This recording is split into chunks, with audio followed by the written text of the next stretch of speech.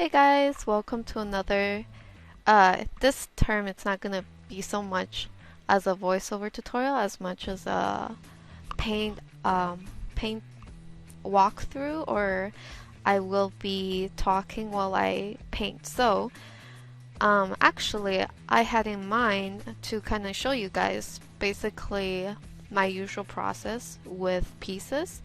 So yeah, as you guys if you guys watch my usual video process, you'll see that I always start off with a sketch, oftentimes already blocking the colors and stuff, but this time started with a sketch, so I will be doing my usual thing, and I'll be talking a little bit on my process, and yeah, it's not gonna be super detailed, so if you came here to learn from a beginner's perspective, sadly this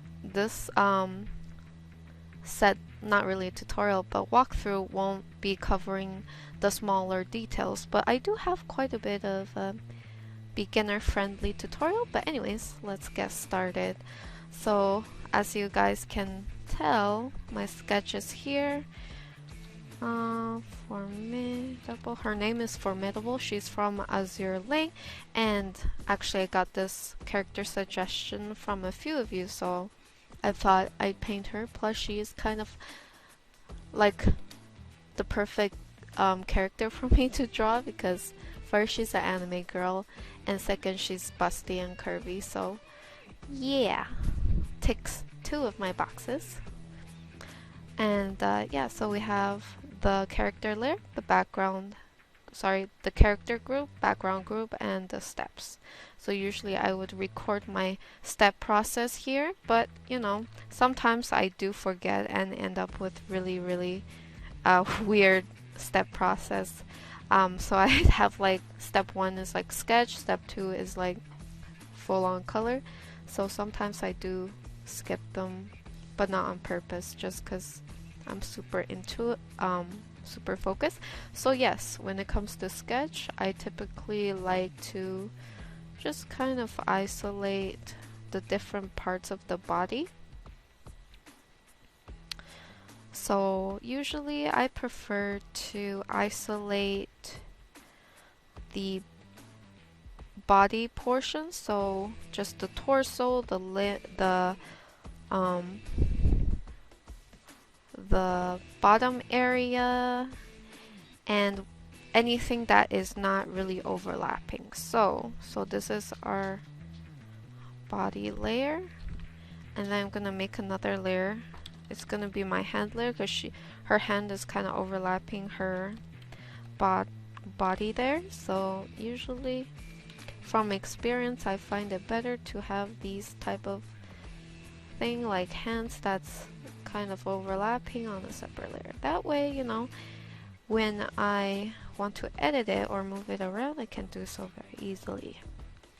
So we got that, and of course we have the head on a separate layer because sometimes I end up moving the head around, so it's a lot easier when from the start have the head on a completely separate layer. And I will also have the hair on a separate layer, especially because her hair is it takes up most of the composition of this piece, and sometimes I like to incorporate the hair as a way to fill in space for composition wise, because I tend to want to cover a lot of space, a lot of empty space for some reason. Like I just can't leave them alone. I always try to find elements of the character either through clothing or hair to kind of cover that up. So as you can see, try to cover that up, but still my mind is telling me gotta fill in this area and this area, which actually her character design does allow that, because she does have like fabric detailing on the back. Kind of looks like propellers, to be like ship wings. something like that. So she's got like, maybe we can have another one like,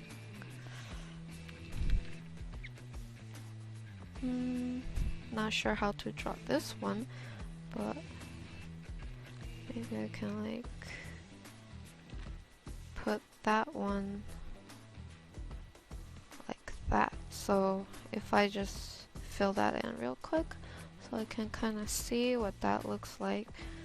I'm going to erase bits of it because I do want the negative spacing here so that we can see how nice and contrasting her waist is to her bosom. I always like to exaggerate. Now before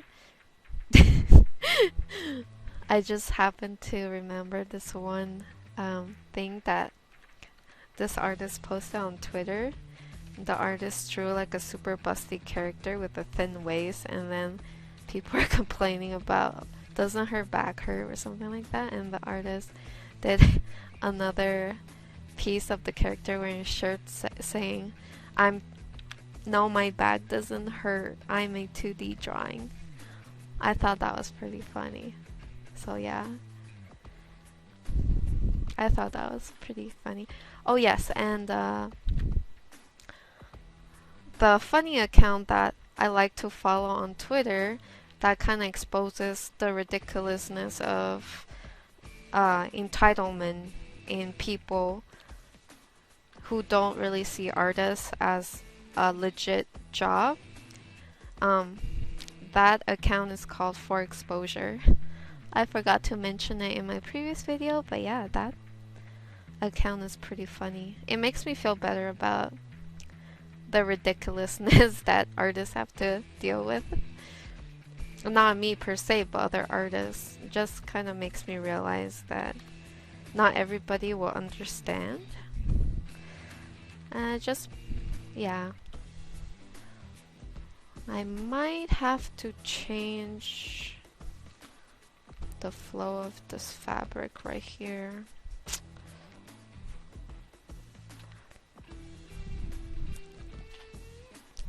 Let's make it like that instead. Actually, it needs to be... I kind of want to make her just go up a bit more. Move her up. So this piece is actually more intended to be sort of a background, a wallpaper piece. Because I did kind of say that I was gonna try to do more of those. It's just most of my pieces are formatted horizontally. I'm just more used to drawing like full bodies, and it's kind of hard to draw it here unless the character is reclining. So this is what we have for now, and I will probably be keeping the background more or less white for now. Maybe actually add a little bit of blue. I don't normally use white backgrounds, but hey, let's give it a shot here. So after I filled in the colors, turn down the sketch, and then I'm going to go ahead and do the basic coloring. And lately I've been starting off with like a super dull skin tone, just because realistically our skin tone is not super saturated. It does help starting off with a very dull skin tone so that you can add to it later on. I mean, add saturation and highlight and whatnot. So I'm gonna start off with her cleavage because I just can't wait to draw it. It's just waiting for me to paint it and make it nice and soft. I wanted to do a really intense lighting as well, and I'm gonna start off by painting in some of that basic shadow bit of there, and definitely in between the cleavage because that's important. I just really like to paint busty characters. And girls are much more fun than guys to paint. Guys, there's a limit to how busty a guy can be. But not when it comes to female. And we're going to apply a little bit of highlight underneath here for that nice highlight within the shadow look. Going to the head now, gonna do similar. There we go. And probably gonna have a bit of highlight there. Get that ear colored up, but most importantly got that highlight up here and a bit on the nose. And then going back down here, get that on the neck too. So this is what we have. I'm going to real fast edit this like that. Edit the face too real fast. Now that we have that done, I'm going to go ahead and real quick do the very basic color blocking for her outfit. Her outfit is actually very frilly and it does have a certain amount of details, which I will be focusing on after I kind of block in the general shape of the black elements of her outfit. So this part too. So after I get that done, I'm gonna real fast gonna fill that in, and then real fast I'm gonna start shading it in and trying to follow through on that highlight, following the highlight from the skin tone. Definitely here and here. And I'm gonna use a bit of that skin tone down here as highlight. So this is like the bare minimum that I'm gonna put forth. Usually before I never used to work like this. I kind of kept on trying different method to paint, and eventually I found something that was the most time saving. And she's got a bit of detailing there, and she also has a bit of frilling going on here, which I think we need to definitely spend a bit more time on that. And also here. Now her neck piece is actually a little bit tricky, which definitely need to spend more time on. And then her dress corset, so all of this is pretty much white color. So I'm just going to real fast fill that in.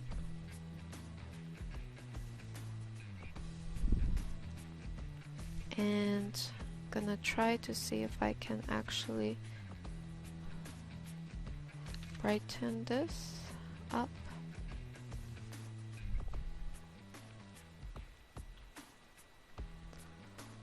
Just real fast, and a little bit here but not too much. And then on the bottom now for the her corset, gonna go for a darker tone. I'm gonna use my lasso tool to isolate this area, mostly for the sake of shadow, and then I'm going to kind of very fast do like a super messy pass. And there's a lot of detail here, so I'm just going to very fast do a messy mock-up of what that looks like, and going down here with the seam. There is a bit of detailing here on the waist, but I'm gonna add that in later on. Usually I try to focus on the basic detailing first, and then we'll add the nice detail after. There's a lot of fluff here, so there's gonna be a lot of ruffles like that. I'm just gonna be super messy. There we go. Down here, and there's certain lace detailing on her arm here, and just do that real fast. Go to the hand and put in the arm detail. I'm gonna use blue as highlight for the black fabric. And last but not least, have the hand start out with a neutral base. Go ahead and add in the highlight. The highlight's coming from this way, so all the highlights coming from there. And last but not least, gonna go in and add that highlight inside the shadow. Now going back here, I'm gonna do a bit of shading here. So right now I'm just selecting roughly where the shadow will be. Get there and here. And then what I'll do, actually the hand is probably gonna cast a bit of shadow on the chest. So I'm gonna put a little bit of a shadow there. And I'm gonna go brightness, contrast, make it darker. Like that. And adjustment, color contrast, I can play around with the shadow color to see which one suits better. I'm gonna go with a slightly bluish tint and maybe play around with here. Like that. And of course with that, blend stuff in and add in highlight. And I'm gonna apply a bit of highlight there. Okay, so now I'm pretty much done with the body-ish to make it nice and basic color down. I'm going to go ahead and work on the hair. So her hair is a very, I'm not sure how to describe it. It's like a grayish, brownish, light gray brown maybe? Kind of looks like this color. Oh no, that's not the color. It tends to, it's kind of more yellow like that. And I'm going to use a lighter color to emphasize on that lighting. So follow through on that hair.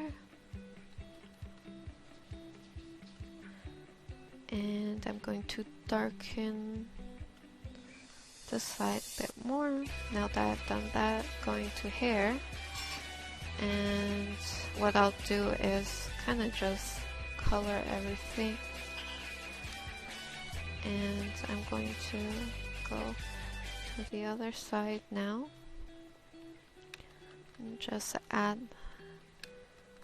the highlight to the side where the lighting is coming from. And at the same time, what I'll do is use the lasso tool real fast. Gonna go in here with a darker color to paint some a bit of form to the hair. So anime hair is a little tricky to work on because you have to make sure it doesn't look overly flat with the amount of shadow you put on, just like this. I'm gonna go back here and apply some shadow to the inside. Okay, so that's done. What I'll do next is kind of play around with the contrast. Right. So that means maybe the background should be a little more blue.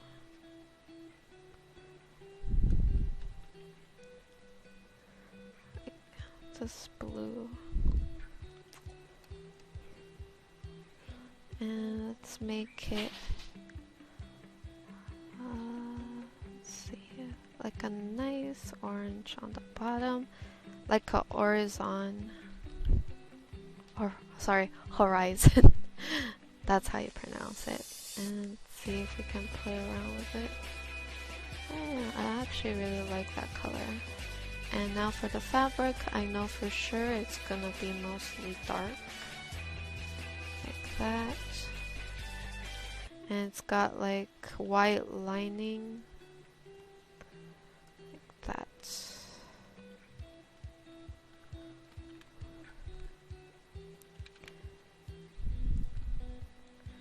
And get one like twisting like that. So very fast, I'm just kind of establishing where that will be. And I feel like her hair should be a bit more, she should have more hair like flowing around, because in the original concept of the character, her hair is quite voluminous. So I might try to add in more hair, especially as it sort of interact with her fabric there. Because in the original it's sort of like that. And of course she's got some really cute hair accessories that needs to be flushed out after this. And just gonna go ahead and do a very rough pass of it. And I'm going to color it dark because that's kind of the color for her hair. I mean for the accessory for her hair.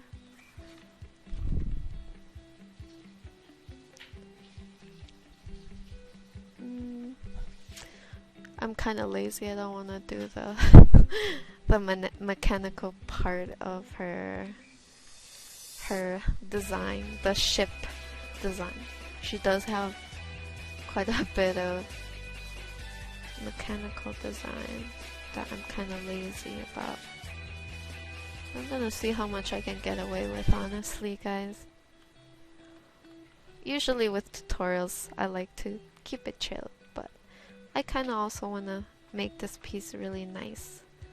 Because I did want to do like a more full piece of her, but oh well, gonna do a tutorial on that. On this, I'm probably gonna call it Busty Bosom voiceover tutorial, but it's actually not a voiceover tutorial. Anyways, let me just copy merge this. So this is gonna be my second step, and I'll save this real quick. Time to zoom in and start doing a bit more detailed pass. So when that happens, I usually prefer to turn down the opacity of the lines, and then I kind of just go in to do the details real fast. I'm just going to put out the detailing on the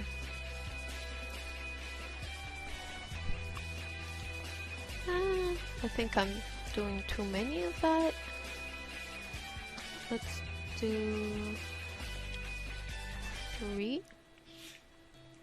here and 3 there. Like that. And she does have some sort of pendant here. And then have this type of pattern. And some more detail there. And then she also has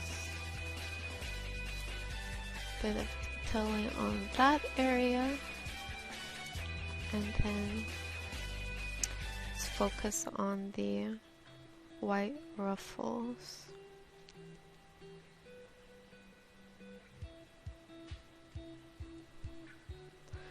That.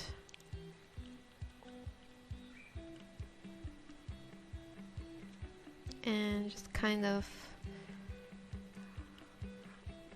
put in some of that skin tone into the darker part of the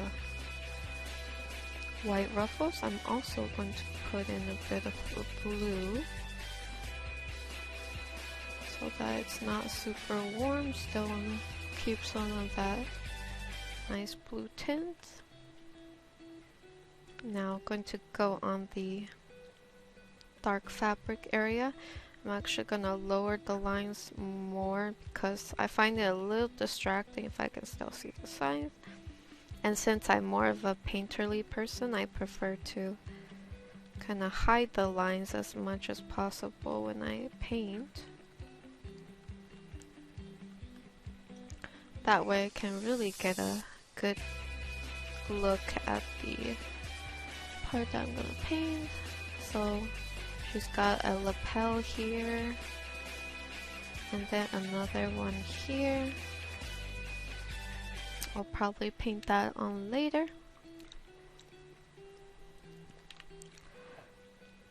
That means I need to make this a little brighter. That. And make this a little darker so there is a color difference.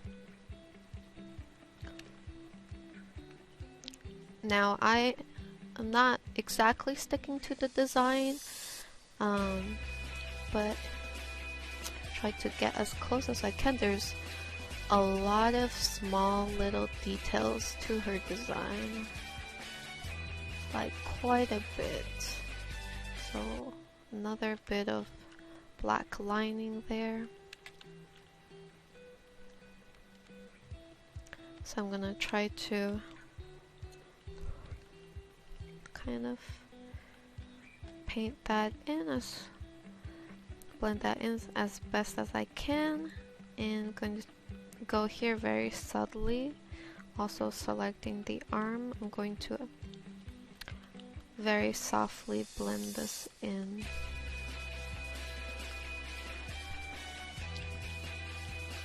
And just using the airbrush really to blend in that.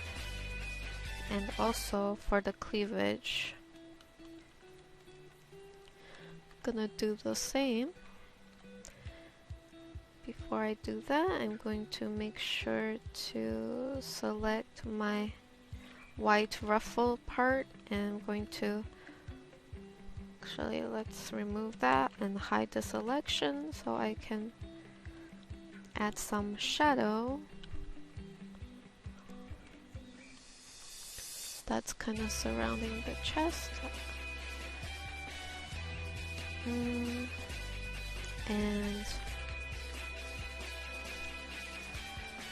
kind of debating on see if I should. I guess I will. Should I extend that or no? Or keep the highlight a little bit more towards that area? So sort of like that. If I do that, then I'm gonna have to copy merge, change the shape a bit, make it a little rounder down there, and just kind of a lot of back and forth. Add a little bit of a bluish tint, cast it from the lapel onto the chest, and just kind of blend the other side now. So the other side I'm thinking should be fine if it's like highlighted. So this is before, after. It is a little sharp for my liking. And I'm going to fix the shape of the chest there to make it nice and plumb here, and just blend that in. And also I'm gonna blend in the shadow right here.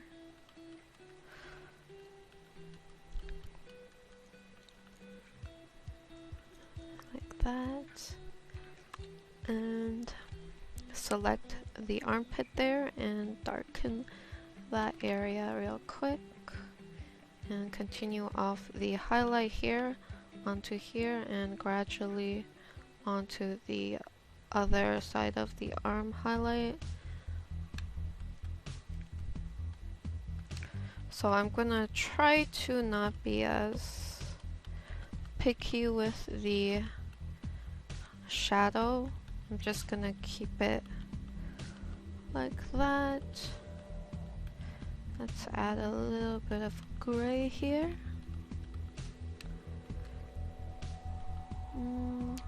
And then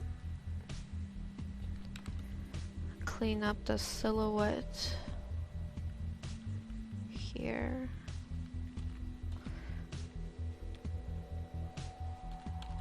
So if I do that side, I'm gonna do this side as well.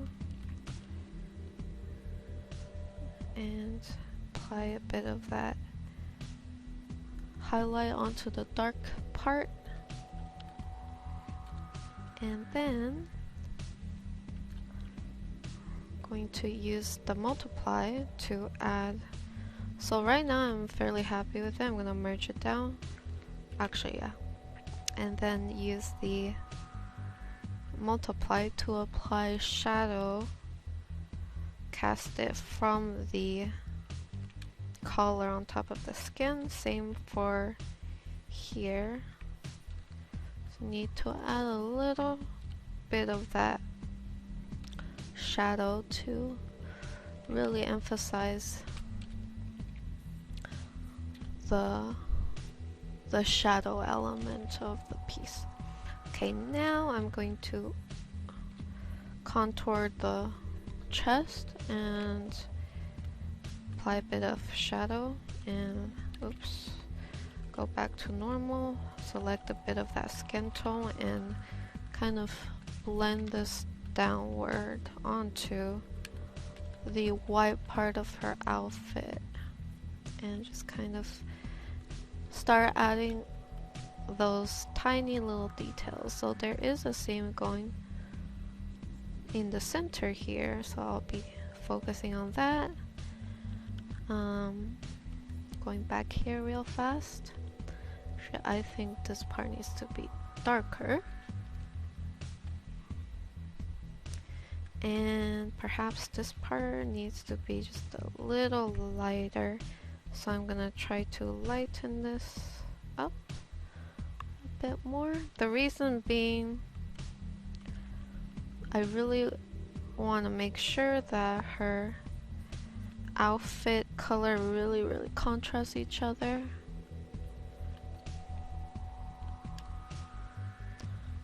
Okay,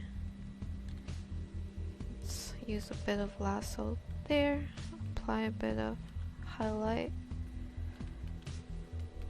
let's especially here.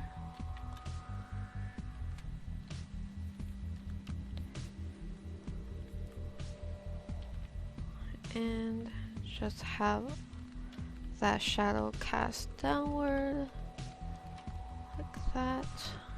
So I'm really aiming for that tiny waist, and I'm gonna try to do her little thing here. There's a little red design here. It's like a mechanical design. So I'm just gonna leave that there for now, and let's go ahead and line that up. And start by doing a bit of detailing. I'm also gonna go ahead and start by adding a really intense highlight on the other side, and at the same time I'm gonna go ahead and use the blue tone to start adding shadow as well. So blue really goes well with white fabric, especially when you're trying to make that the shadow. Always really like that. And what I'm doing sort of is trying to see if I can shade this better. Oftentimes I do play around with a lot of this stuff so that I can get a feel of what looks the best. And have a bit more poof here, like that.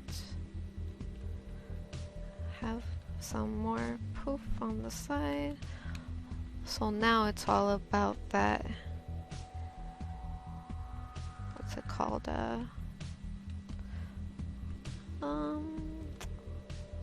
why did I forget? Ruffle, yes. It's all about that ruffle. So what I'm thinking is I should layer on ruffle details. So I'm gonna start off with a pretty kind of darkish color, and then I'm going to line it up like that real fast, using a darker color to line it. And then what I'll do is go ahead and apply the highlight afterwards. For now, we're just gonna line the basicness.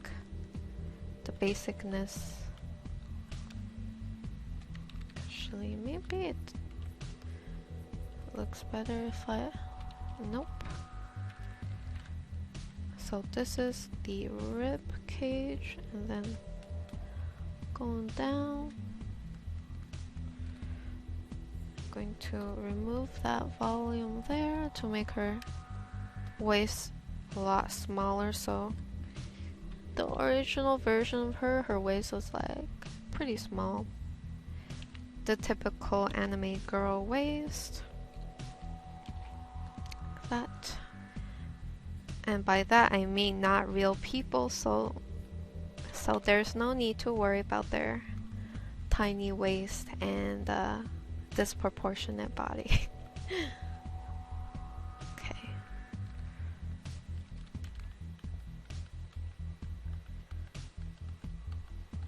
And just kind of cleaning up certain things.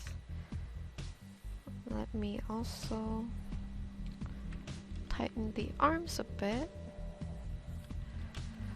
and move things around too. So I'm fairly happy with what's going on so far. So let's zoom out real quick. So this is before, after. I do think there needs to be just a bit more shading here. So what I'll do is use a secondary layer. I usually do this when I'm not really sure if I want to commit immediately, so I usually put that. I'm just trying to see if I can shade this in a way that looks appealing to me. See if I can kind of add a dark color here.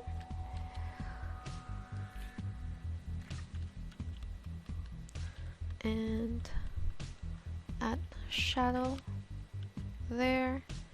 I'm going to very softly shade this in, and then I'm going to add the little shadow detail to the ruffles of her bust area, which is quite important. Okay, and I'm going to darken this area because I really want to make sure the ruffles are standing out. It wasn't really standing out too much before, but now it's standing out a bit more, which is good. And what I'll do is, hold on, select that real quick and just blend that in. So I'm fairly happy with that, and I'm gonna go ahead and do some more small detail, and there's so many small details. So there's like 2, which I'm actually not so sure about the 100% detail of this, so I'll just have to sort of do what I see more or less, but I'm not super sure about this. Let's see what else. It does have a bit of wrinkling. What I'll do here is I'm gonna see if I can add more of a blue tint, and then slowly blur that in. I'm gonna also include a bit of that skin tone on the other side. And going back to full on black, so we're gonna put the black shadow in between these 2 highlights and just bring it down.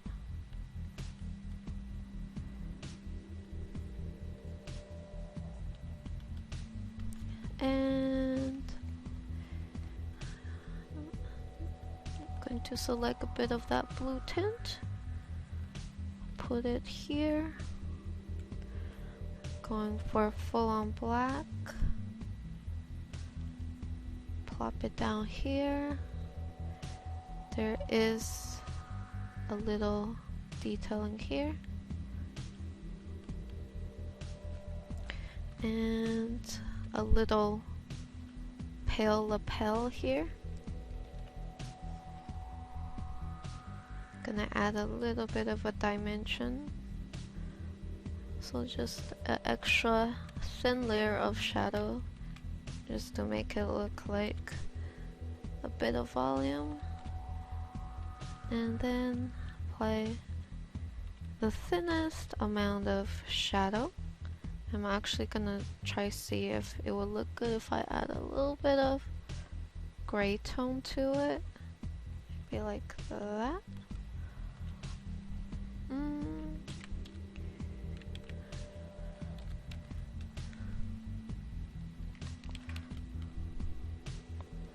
Actually, nah. I like the old version with more shadow. So I'm gonna just kind of add more shadow. And then just make it a little brighter there.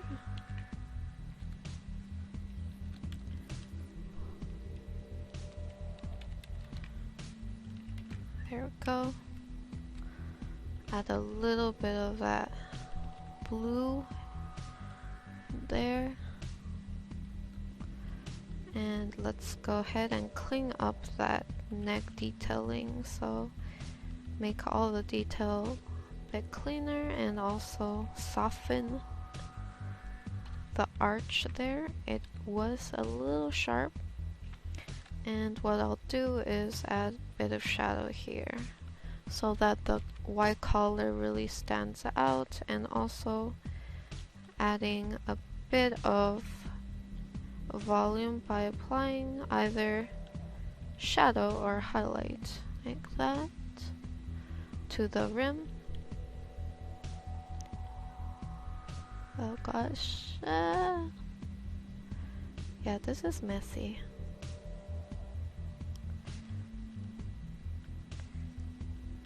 So this should be here, more towards the line there.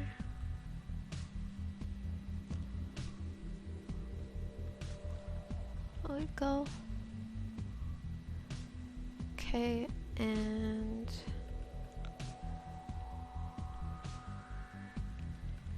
I'm going to work on the ruffles a bit more.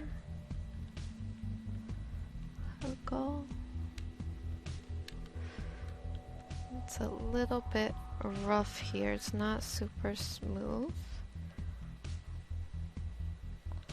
on the dark part of her design here, and just pretty much trying to smooth everything out as much as I can and clean up the shape. While I do that, I'm gonna select this part and then I'm going to adjust the brightness contrast. I'm gonna lock that down and replace that with a slightly darker color, and also here just very subtly paint that in, and maybe even just a bit of skin tone there. Merge down, lock down the layer,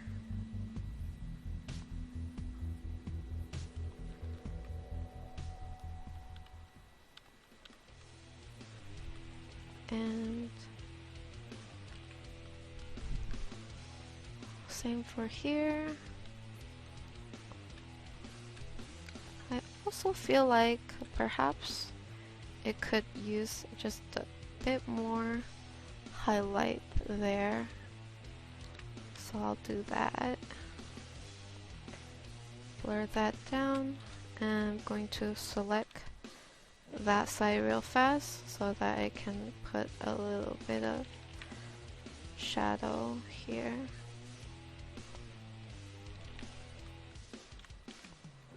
There we go. And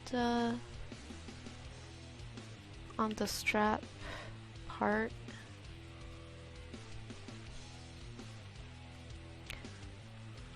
I'm going to refine it a bit. Start off with a bit of a highlight color, and notice how I left a strip of darker color. That's gonna be my volume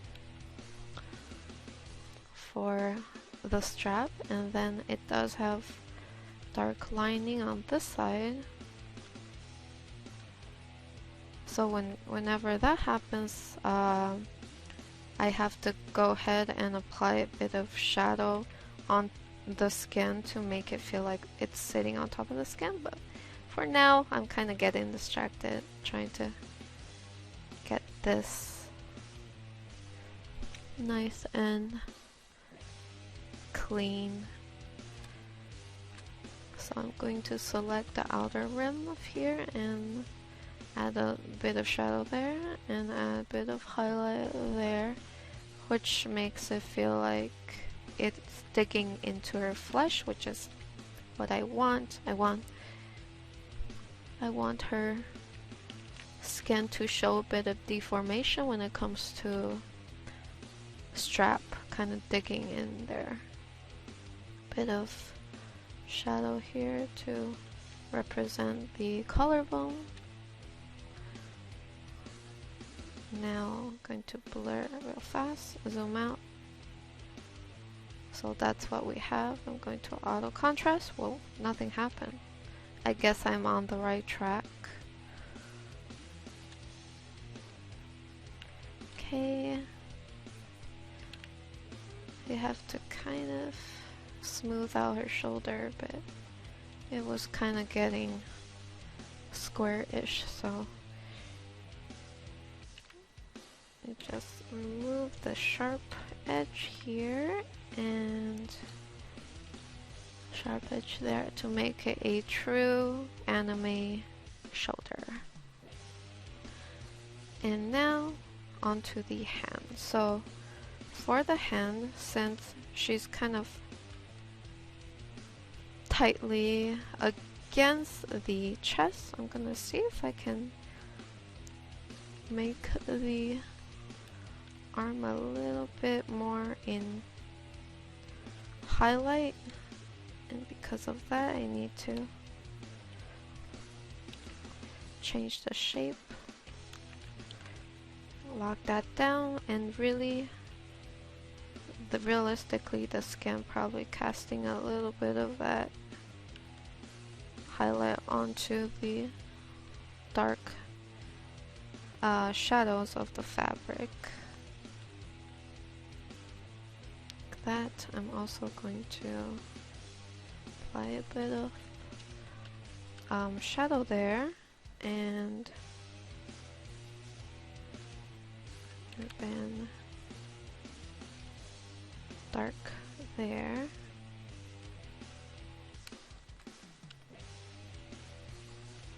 And actually, I'm not sure if sorry about that. I'm not sure if I should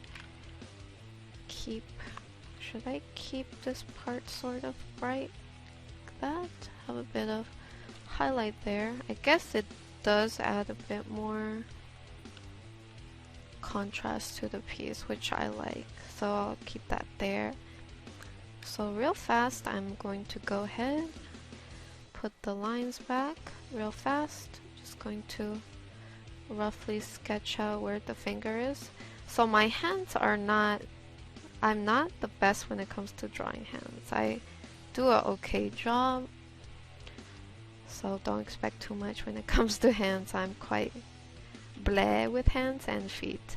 Hands and feet. I try. When I draw feet, especially feet, I have to for sure have reference nearby. In fact, I feel like it would be more useful to find a reference and draw based on that reference, because then you have the reference right there. So I have the hands. I'm just going to go ahead and start applying the shadow in between each finger and apply a bit of highlight. And I want her finger to be a little rosy near the knuckle and these areas, and then just kind of blend that in. And of course sometimes need a bit of an extra contrast, like that, or just a little bright, because the background is quite bright and the lighting itself, I feel like it's more of a blown out soft lighting, so that's why it's like that. Just gonna go down here and very, very subtly apply that shadow inverse.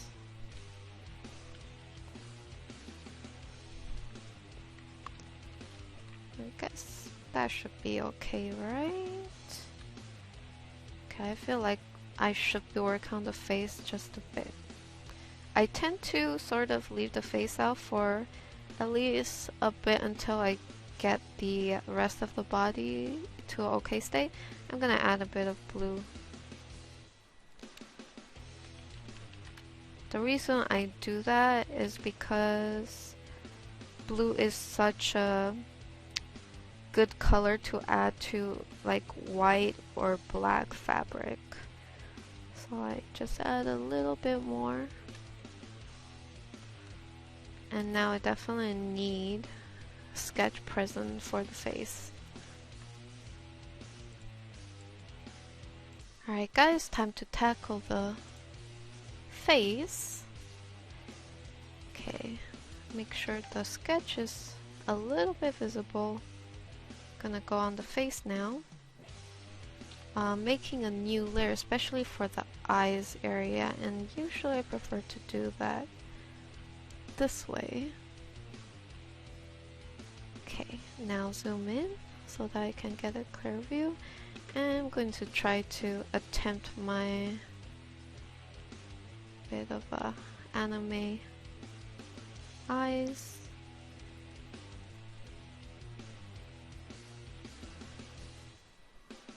Like that, and a bit of double eyelid, shadow, highlight.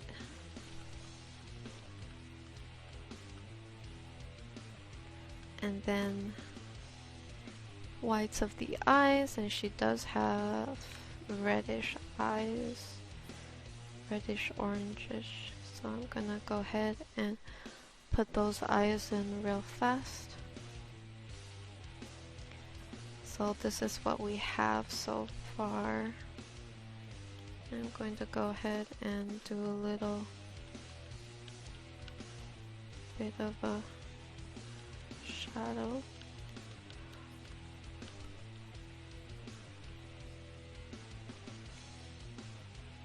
And work on the mouth a little. Put in the tongue. Go. And have a bit of lip color. Like that. And then I'm gonna go back to the hair real quick and paint in a bit of that detail.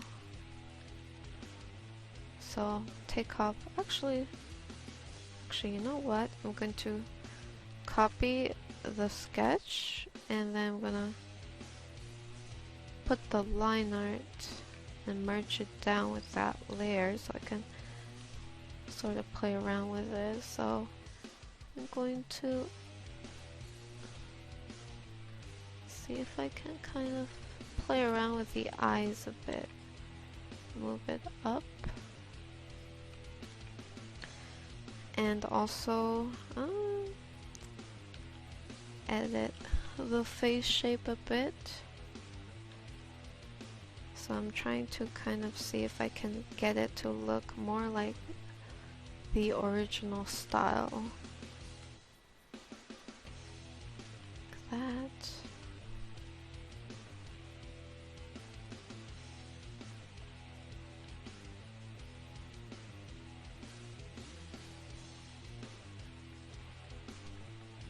And just kind of paint in the hair real quick.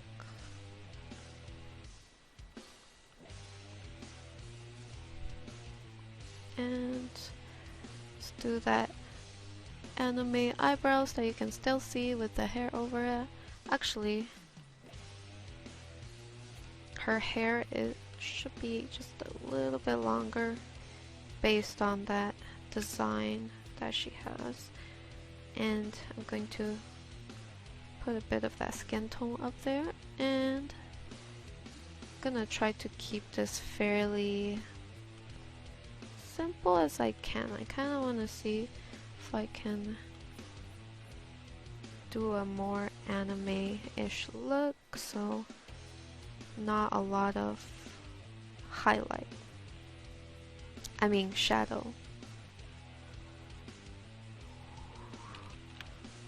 Let's use a light color for the brows.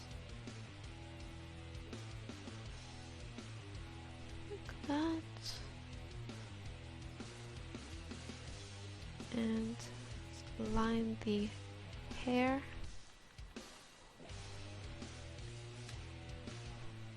And let's see.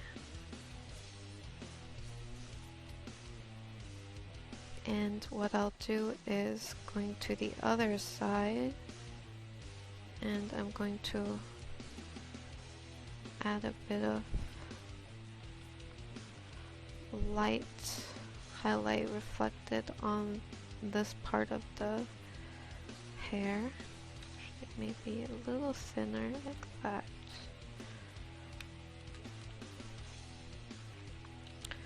And also select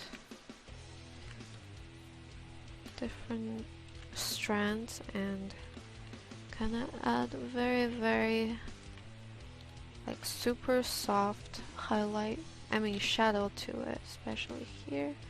There's an overlap of the hair strand, but not by much. I'm going to kind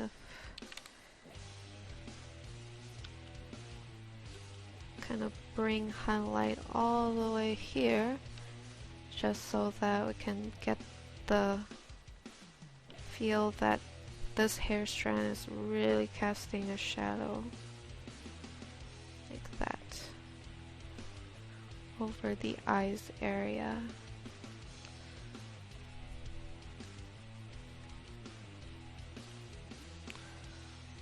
And then I'm going to keep at it with the eyes.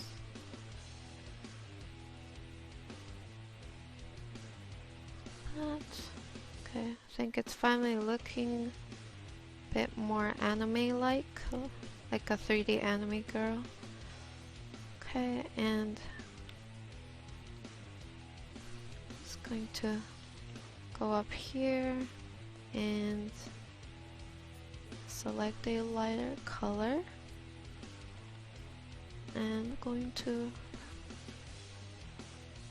kind of refine her hairline a bit, so indicate where her hair line is. So I'm referring back to the original design so that I can make sure that I'm getting this right.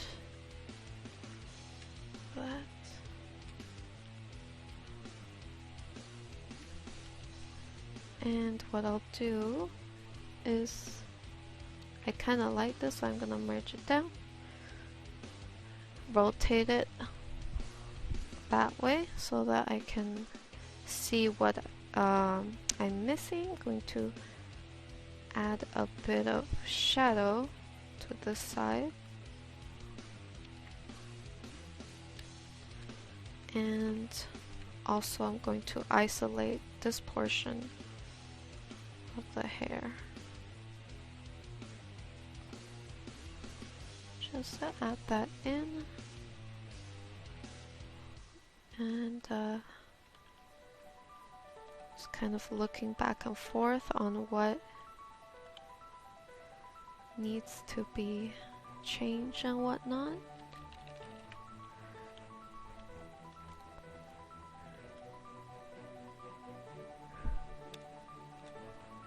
Probably need to work on those eyes a bit more, but for now I'm going to kind of select the under the bangs real fast, and going to use a slightly darker color and very gently brush over it.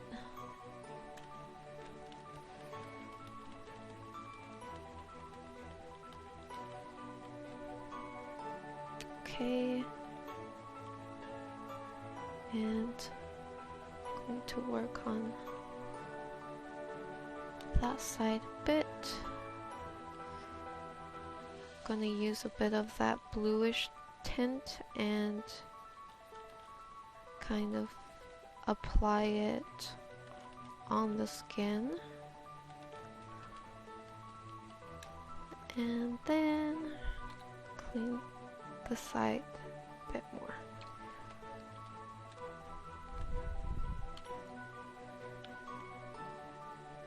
And now I'm going to see if I can fancy up the eyes a bit so that the face doesn't look too plain. Add a bit of highlight underneath. I'm gonna go ahead and select a slightly warmer tone. Like that. And actually, let me see if should I increase the highlight all the way up here? I'm actually not so sure about it.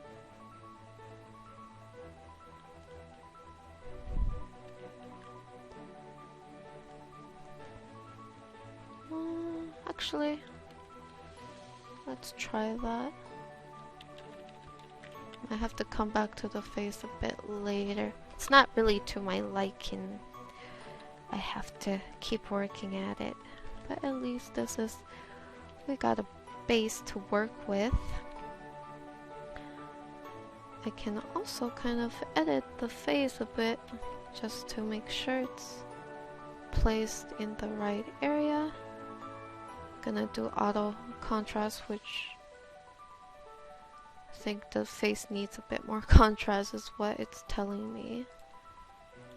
Okay, now I'm going to rotate this, flip it.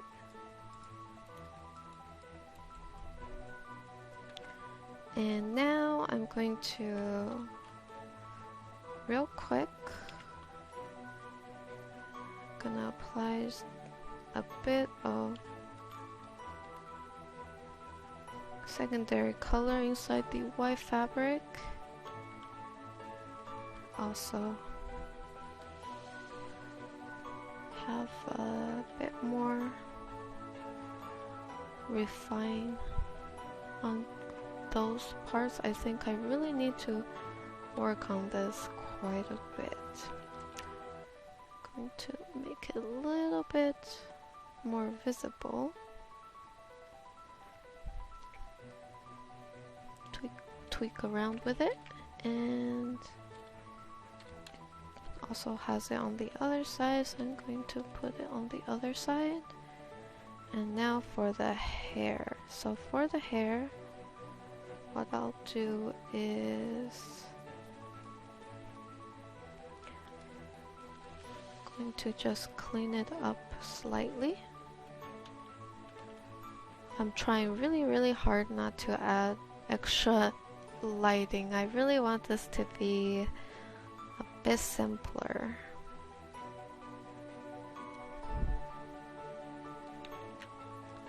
So add that in, soften that up, and I'm going to go ahead and add a bit of detailing to the hair, especially highlight. Not really paying too much attention to the shadow for now. I'm also gonna start by adding in a bit of that blue tint, because it's so that it can blend a bit better with the background, but not too much, just enough.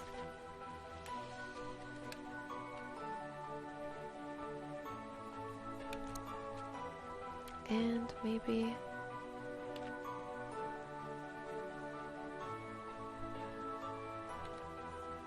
have a bit more hair flowing around.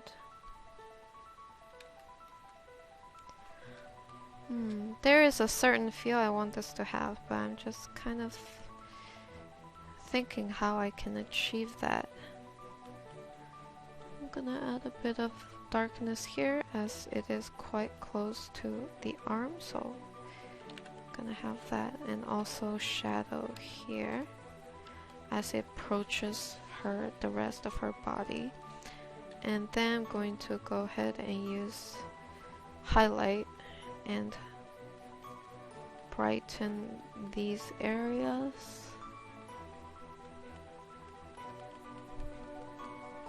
that. So let's zoom out and have a look. So that's what that does. And now the fabric part. I'm going to start by adding a bit of that blue tint to the dark fabric in order to kind of break down some of that super rigid black shade. And a bit of shadow.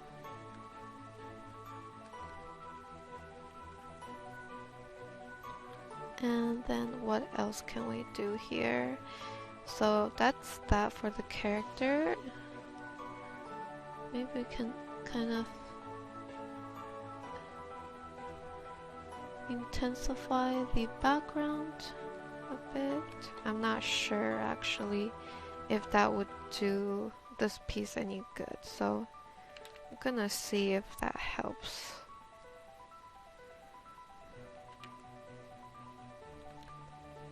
I guess it helps just a little bit. So I'll just keep that there. And as for the hair, I'm going to lock that down and just kind of... Whoa, that's dark. Just add a bit more contrast to this. Okay, now that I've done that, actually look back a bit, and I'm pretty sure her hair needs to be just a bit more brown.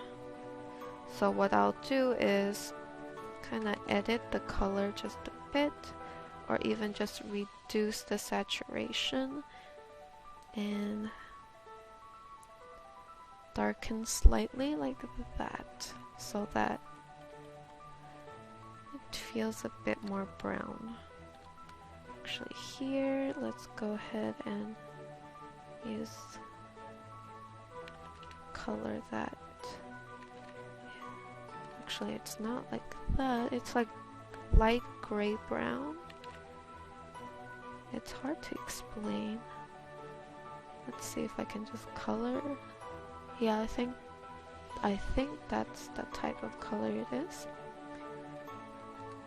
So that's what we have, and I'm hoping I don't go overboard with this. I'm like resisting the urge to 3D-fy this a bit more.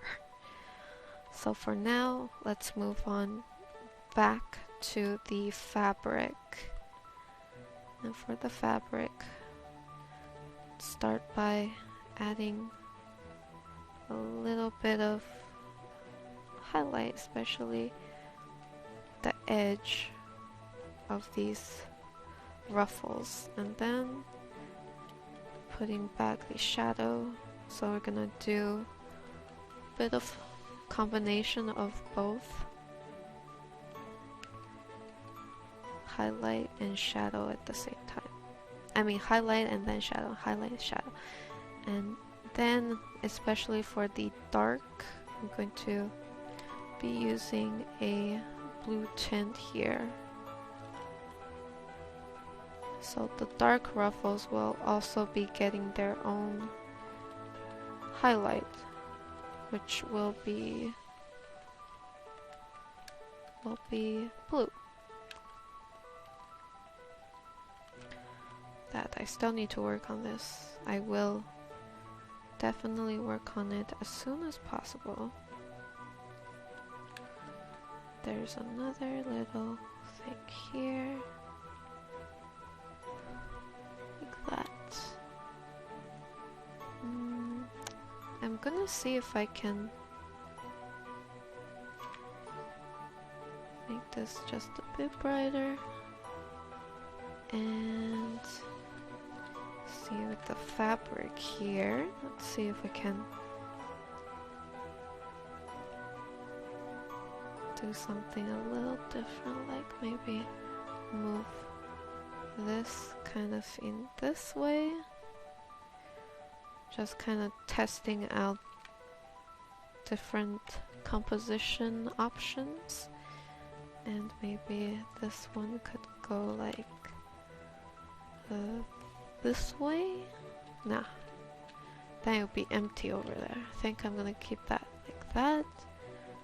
And for the background, I'll probably do this off camera because I'll probably do a collage of like photo texture, but the idea is I do want to have something in the back. Like, actually, should I?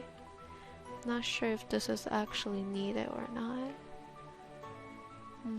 But we'll see. I think for now it should be okay.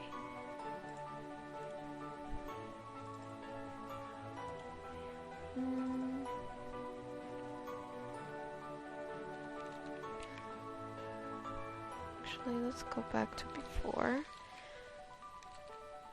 and just kind of see. I have more down here, maybe? Which one looks better? I'm not sure. I'll just keep it like that, I guess. I'll probably add some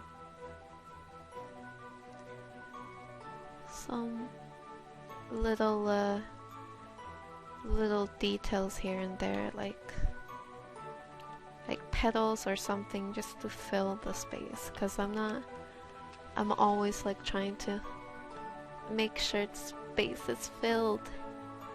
Probably have like little dynamic petals everywhere. So yeah. Alright guys, we're back. So this is the next day, and before we proceed, I did do some changes off camera. I just want to show you guys.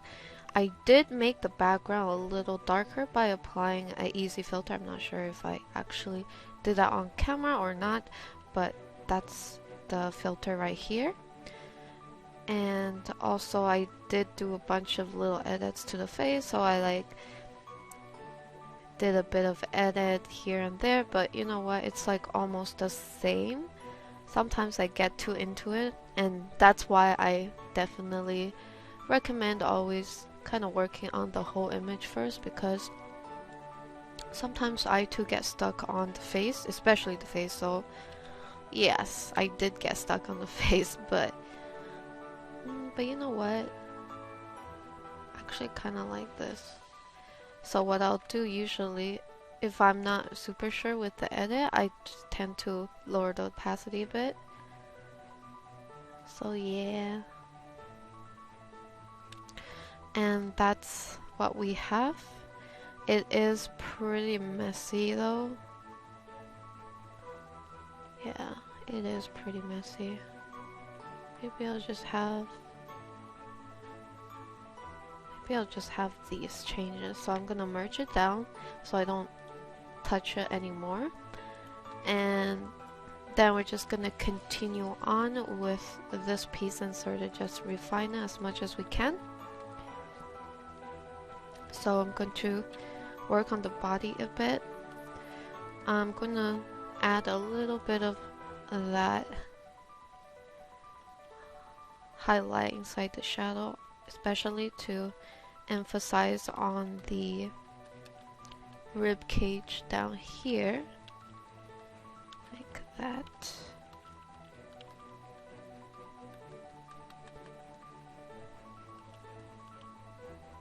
And also I'm gonna see if I can lighten this up just to give it more contrast. And then I'm gonna put back that seam detail.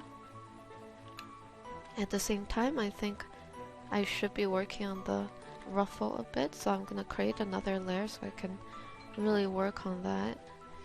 And first things first, I'm going to use the lasso tool to help me secure the shape, and I'm gonna go in to render that out without worrying too much about painting outside the line, so to speak. I'm gonna select that real quick so I can add a nice sharp highlight to that edge, and then here too. Oh shoot. press a bunch of buttons. And I'm gonna make this one light. Like that.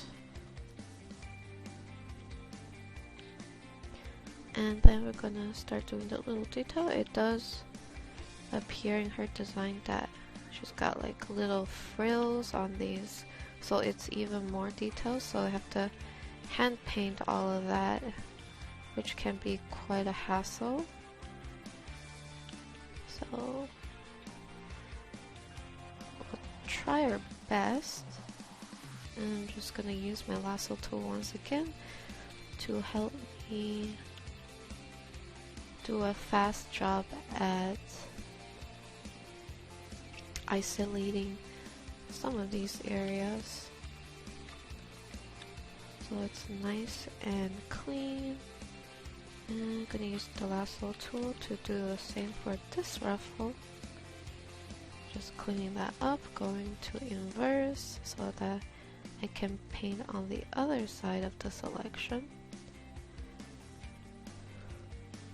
And shadow. Kind of like that. And then this side too. So shadow and then highlight at the very edge. Like that. So it's gonna be sort of like this for a while at least, while I work on the ruffle piece here. And small details like this usually takes quite a bit to render out. Putting the basic structure of these sort of detail is quite fast.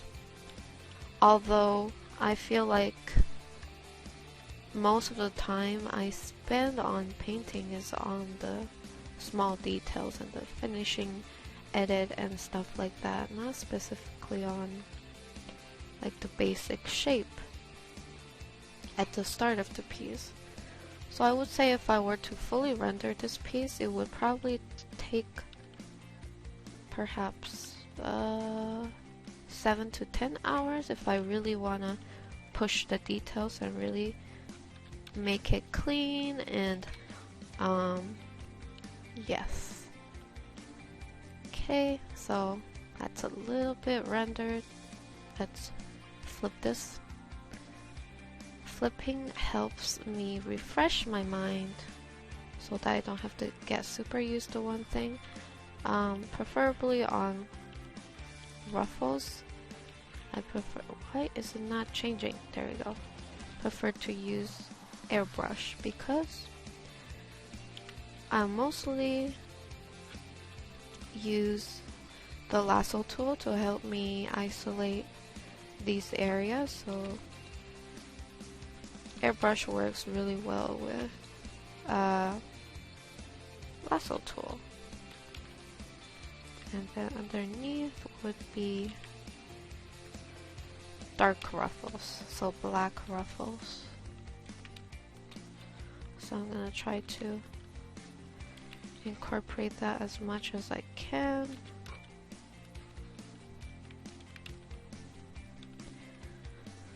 And now for this ruffle, there we go. Now for the bottom ones, so real fast, do the shape, like that.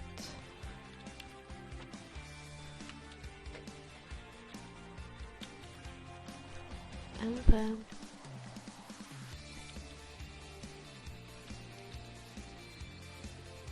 then the other ruffles.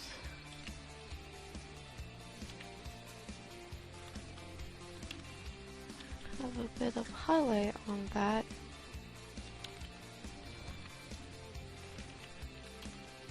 And then I'm gonna gradually add in a bit of that blue shadow into the white ruffles. Let's do this side now. Select that. Going to apply a tiny bit of wrinkle between. Add a little bit of a dull color. And clean that up, and then I'm going to add a bit of that, and I'm going to add another bit of white, have a little bit of highlight on this one.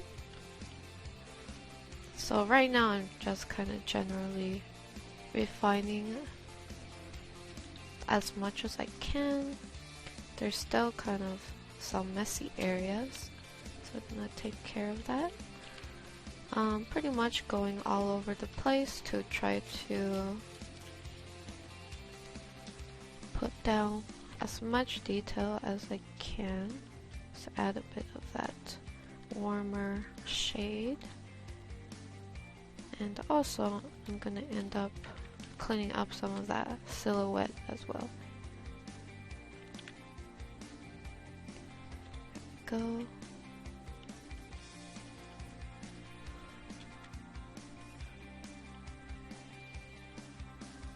Have a bit of wrinkling.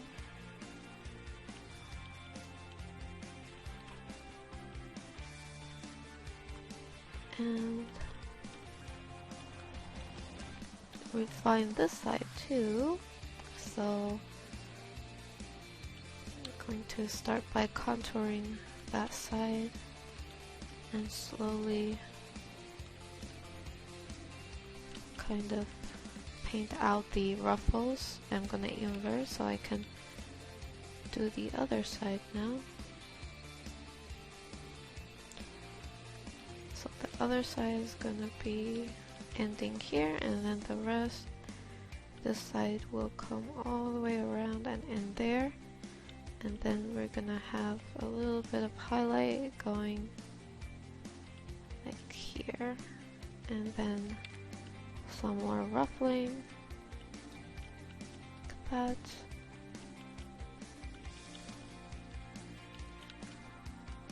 Kind of like that, so that it feels, it wraps around, and the other side, and the rest is the darker ruffles. So the darker ruffle didn't appear to have like little French details, so I'll just leave that, and I'm gonna try to refine some of the ruffles.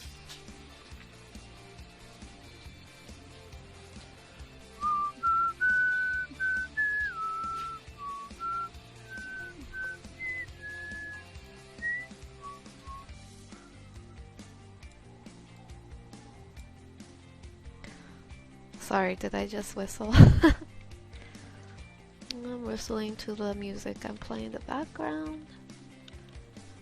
And then I just looked at the reference picture. I just realized that she has like, okay, a slightly different design that I was going for, so I'm gonna go ahead and do that. So it appears she has a dark dress panel here.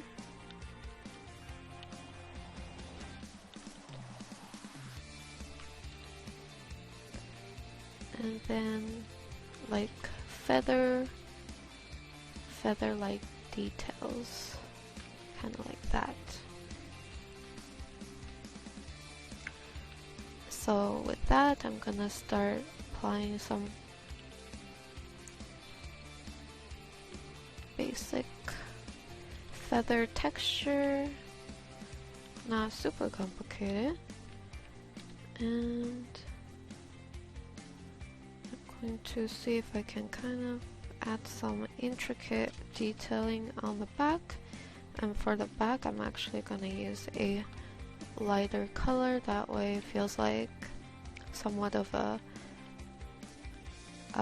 rim light on the back. That.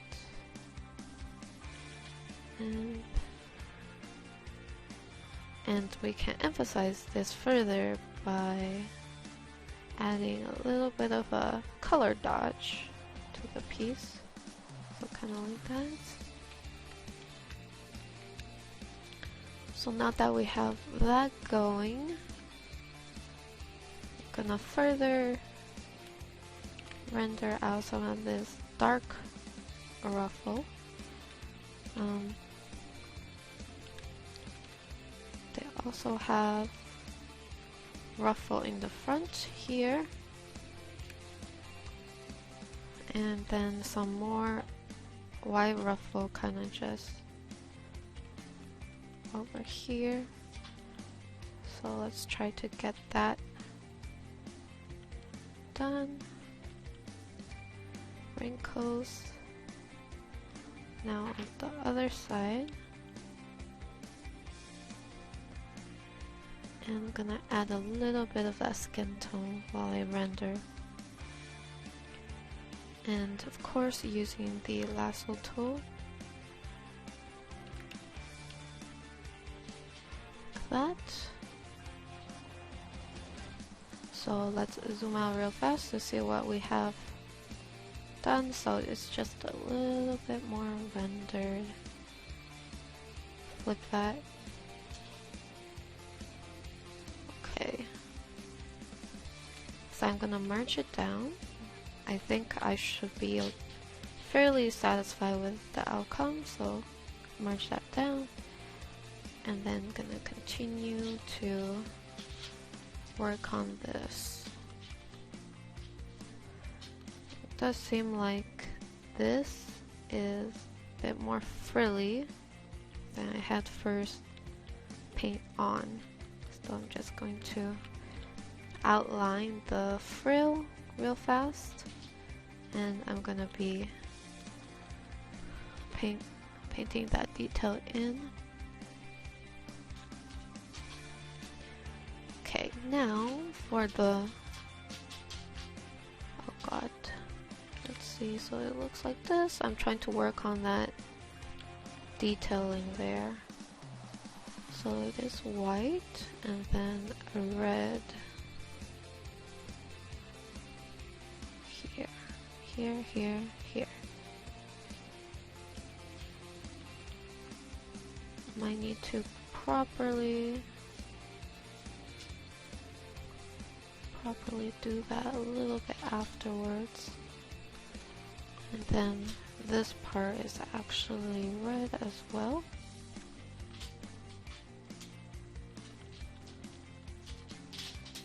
Just paint the rest red real fast.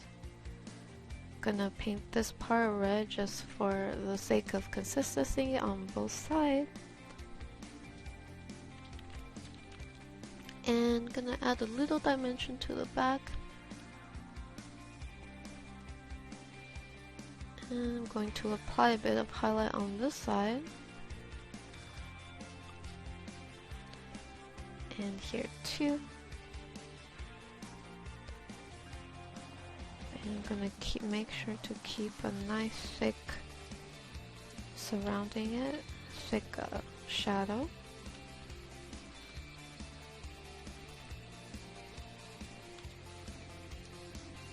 That, and then I'm gonna paint in some wrinkles real fast. And I'm going to try to blur that out. Gonna select the waist, and there we go.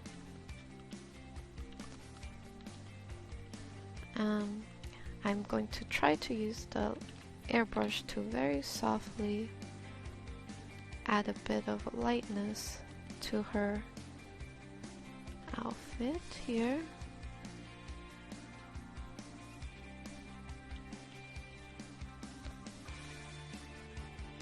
Like that. I'm going to lasso this real fast so I can add a shadow like that. And it does seem like she's got a seam going on her chest here.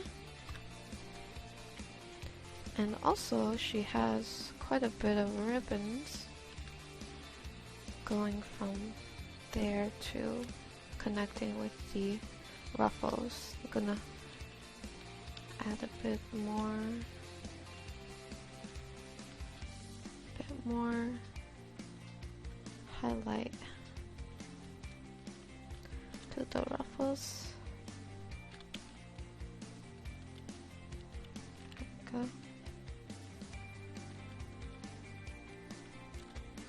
And some more ruffles on this side.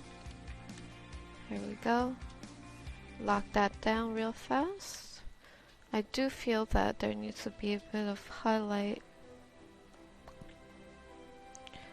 in the back here. The reason why is so that her silhouette can stand out a bit more, since her outfit is mostly dark. So just a bit of highlight there will make her waist pop a bit more. Always think of a way to kind of accentuate the silhouette of the character. That's what I always try to do. So this is what we have. I'm going to make another layer, constrain it down, and I'm gonna start by adding a bit of blue into the surrounding parts of her outfit so that it feels more like she's blending into the background, or the background is making sense pretty much. Bit of blue here. Sometimes I overdo it. In that case, I usually tone it back down afterwards. But for now, I just kind of go with it. And hopefully it's good. Okay, so that's what we have. I'm gonna go ahead and add a bit of highlight to some of these areas. Where else? Kind of want to see how it would look if I made, actually, if I made some of these really bright. And what else? Maybe the feathery part. So I'm gonna copy, paste, and then I'm going to adjust the brightness. So if I do that here, I think it kind of blends a bit better with this part of her lighting. This part is okay, I suppose. So I'm going to keep it like that. I'm going to rotate this once again just to make sure to always keep moving, sort of. I'm gonna work on the arm a bit more now, just because it is looking a little, needs a bit more attention. I'm gonna start by adding a bit of shadow. God, that is messy. Okay, let's just keep that like that, and then I'm gonna try to add a small bit of highlight contouring the character, and I'm gonna see if this will look good if I made her arm thing a bit shiny.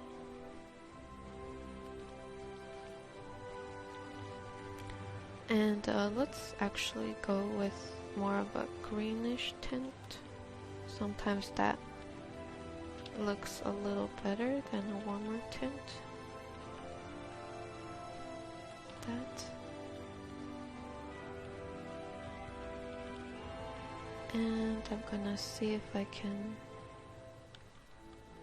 add a bit of a shine on this part where it's supposed to be highlight, and add a bit more shadow, squeezing the highlight for a more shiny look.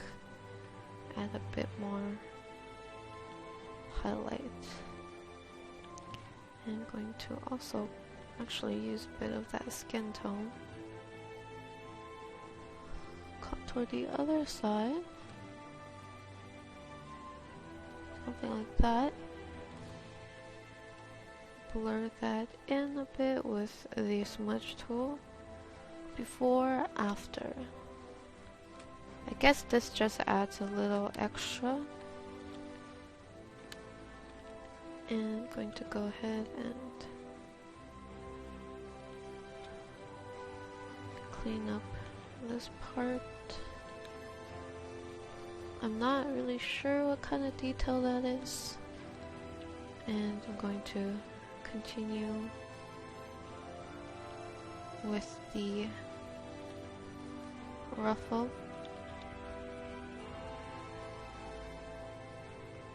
Detailing there.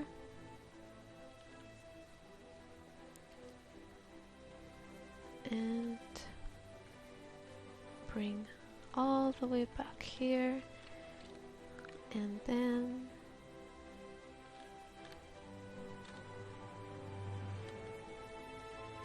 kind of add a bit of a highlight here, because she does have a white corset, and I do want to make sure that it's not blended in with the dark color of the bustier.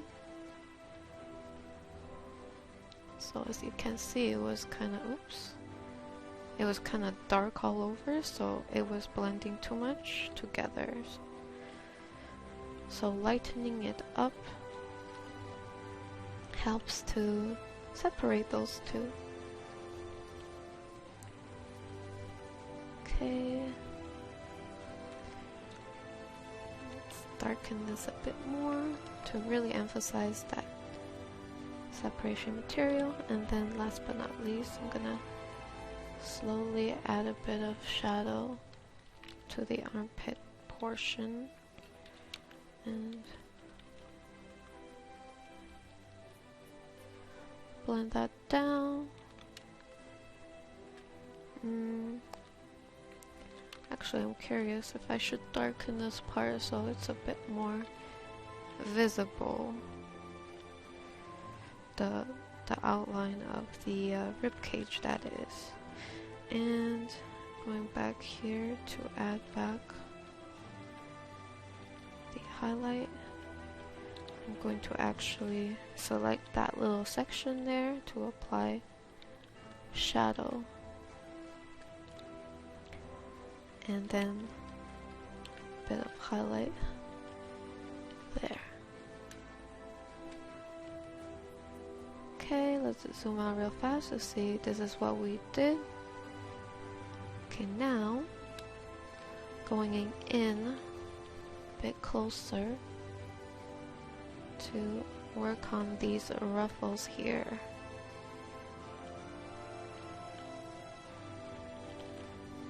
Going to also sort of edit them while I do so, and just kind of in general making it a bit cleaner overall. Sorry if I'm a little bit quiet. Repetitive detailing such as ruffles, usually it gets me super focused on them for some reason.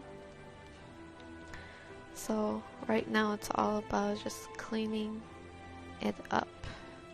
And it is a little messy. The way I painted them is a bit messy and unstructured. So I have to spend a little extra time correcting some of them. If you can see. Let's have a bit of shadow there. There we go. Apply a bit more color there. I'm gonna attempt to align some of these details properly because they are like super messy.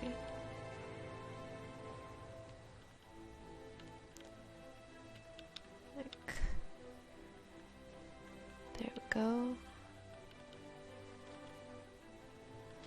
Okay, so that I'm going to try to also clean up the sides while I'm at it, and just kind of softly blend them in the best I can. Just apply the tiniest bit of implied shadow. Cast it from the ruffle onto the chest. Okay, oops. A bit here.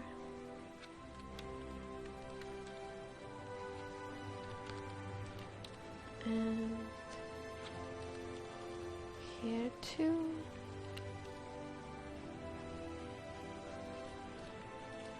And last but not least, on this side. So I think this side is more or less a little bit more rendered, as you can see.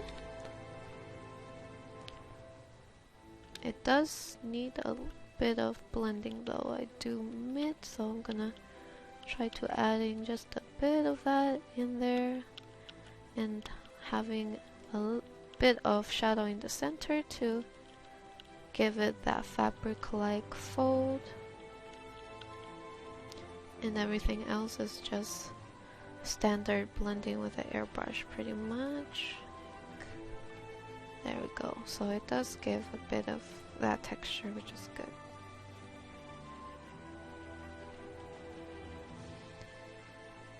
And just kind of...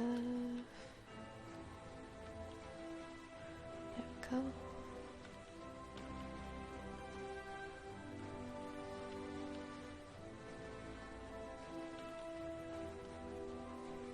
Okay, and I'm gonna try to... Oh, actually, I don't think that works too well. Oh, it is a little challenging doing big cleavage like this, like anime proportion. It's not exactly realistic either, so it's a little tough to work on. I'm gonna go in with a slightly darker shade and I'm going to contour the line here and try to very softly blend that in. Okay guys, so we've refined the arm. I think we could, oh actually hold on, that's the layer we had it on. Okay, so let's keep going. Okay, I'm just gonna work on this real quick. Oh, not real quick, it's gonna take a while, so buckle in guys, time to refine this part. So kind of extending the shape a bit, refining at the same time. Actually gonna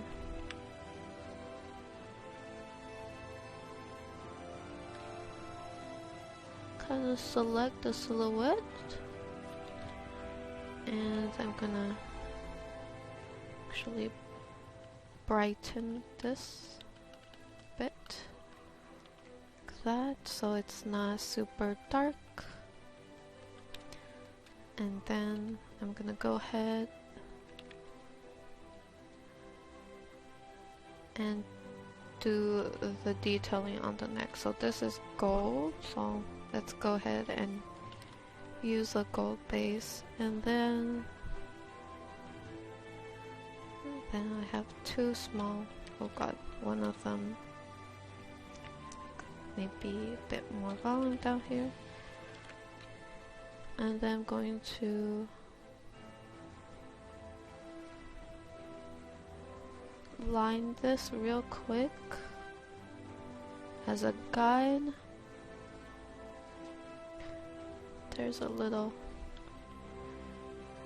red gem in the center, so I'm gonna go ahead and add a super fast one. And then we're gonna have shadow on these sides. After that, a bit of highlight using more of an solid round brush. Go for more of a highlight, and we're gonna just kind of surround that to make it nice and shiny. Have a detailing there. And gonna add a bit more detailing on this. So right now I'm just correcting some of these areas just because I have a separate reference that gives a clearer view of the design. And there should be another one here. I have to kind of blur that out real fast. I'm gonna just kind of, use this, use this as a pattern guide, and I'm just going to go ahead and copy paste all over and kind of manipulate it to sort of fit the collar area, and I will be erasing the whatever is left that shouldn't be there. Just fill that in. Perfect. And then go ahead and do the secondary detail such as that, and then of course have to do it on the other side as well. Before that, I'll do this manually. It's kind of like that and like that. There we go. And then of course have to put back those little, oh god. Okay, I probably have to redo some of these little detailings as well. So I'm gonna take that out for now, and then I'm gonna start by doing the lines. So each tip correspond to a little line. There we go. And each little line has its own little lapel thingy. Actually, first each little line gets its own little ornament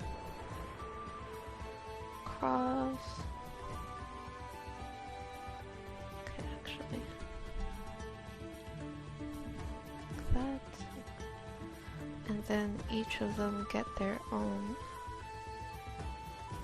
little ruffle. So that's what I'll do. I just outlined it, and now I'm gonna fill it in.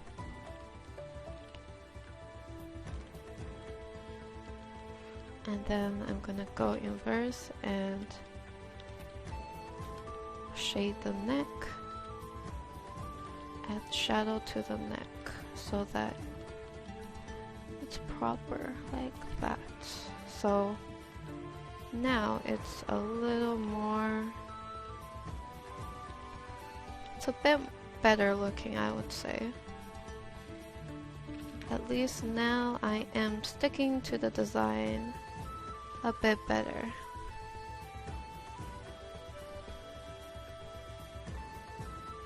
Like that. And I can kind of add my own little detail that's not exactly to the, well, not exactly on the design, just some small interpretations. Anyways, so that's what we have. So we merge it down, so before, after. It's a bit more detailed. Let's zoom in real fast. As you can see, it is a bit messy on certain parts, but it is a lot better. I'm going to select underneath the pendant, and we're going to add a bit of shadow, add a little bit of gray, but mostly shadow underneath.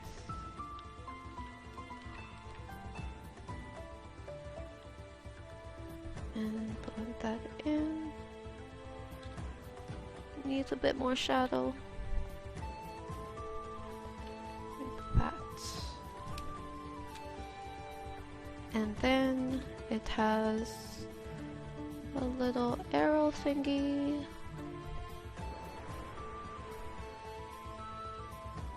Like that. And then we have the little, I guess, looks like a land strip detailing. And we're going to keep this side dark and this side bright. Okay, and let's zoom in now. And putting some of that detail first. Give a bit of highlight on this side and a bit of highlight on top, and just a bit of highlight on that side and a bit of shadow on this side. Then the lining with some little markings on the side here. Just going to darken that.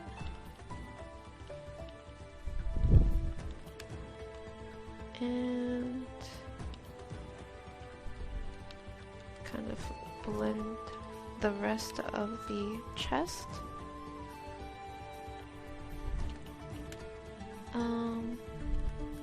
Okay, we have that there, so we have to have a little bit of it on this side too. Just keep it nice and bright with a bit of shadow there.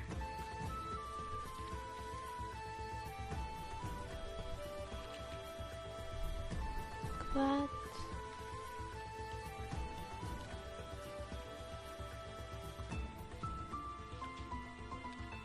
Okay. I think it needs a bit more shadow, a bit more. It's going to go into airbrush and very subtly. Needs to be a bit more subtle. A bit more subtle, just gradually paint that on. And then I'm gonna go with a dull color. Going to apply it to this side. Then going to outline that and apply a bit of shadow underneath. Same for here.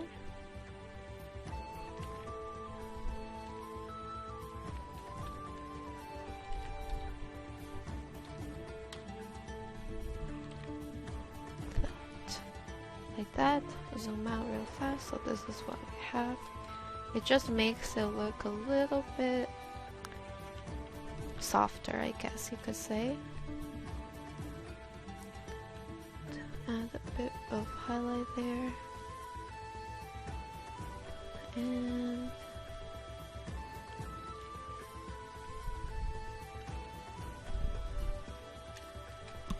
let's see what else. Okay, now this side. Go back to solid round brush real fast.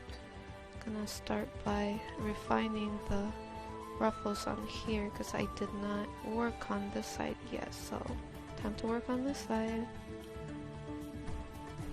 So it does need a bit of work, so I'm gonna try to refine that. Got that down. A bit of it sticking out. That. And now back to airbrush. Add just a little bit of skin tone on the side of the ruffle.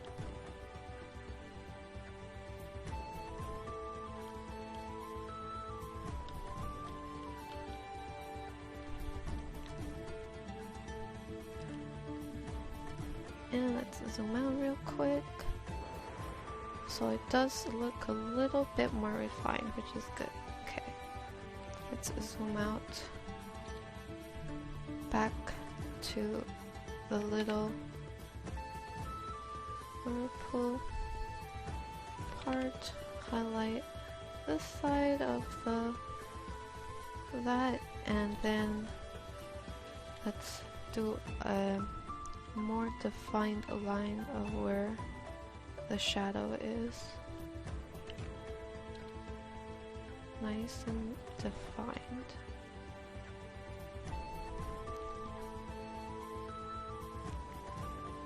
And just kind of bring that down. Make it nice and sharp, the detail. It does still have a bit of that soft feel to it, just because I did use airbrush to blend it in. However, if you were to do that, then definitely need to balance the softness out afterwards so that it's not overly soft. Add a bit of highlight on those. Highlight here and highlight there. It's a bit bright so that it stands out from this.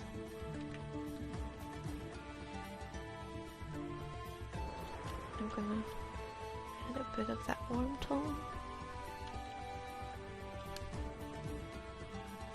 And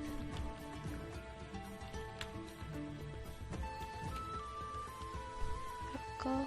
Actually, there. No, there. Keep it nice and fluffy.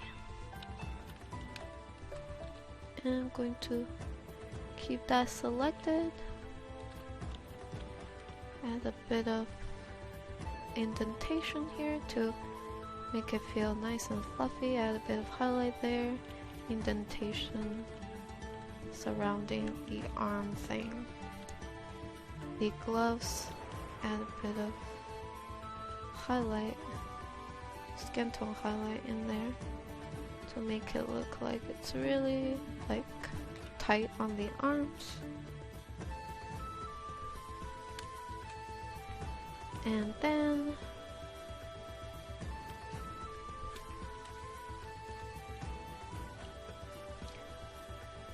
surround that with darker color. I'm gonna go here and lighten this. Actually, add a bit of highlight there. So I'm actually looking back and forth at the secondary screen for the result to see if that actually looks good. It does add a bit of weight, I think, but I think I have to keep it small, the highlight, like this small. Let's add gradually add a bit more. Hopefully it doesn't look too weird. And going back here to outline, let's add some more depth to the ruffles by applying even sharper shadow like that. So that's what we have. I'm gonna try to clean this up a bit more. Okay, now that that's done,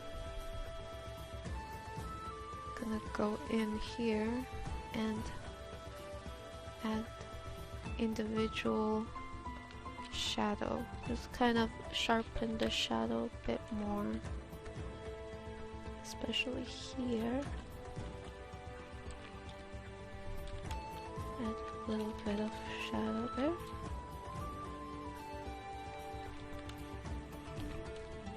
And this part,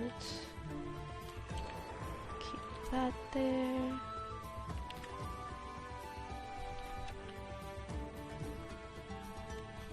And then gonna really emphasize the shadow on that, especially close to the ruffles. And again on these two sides.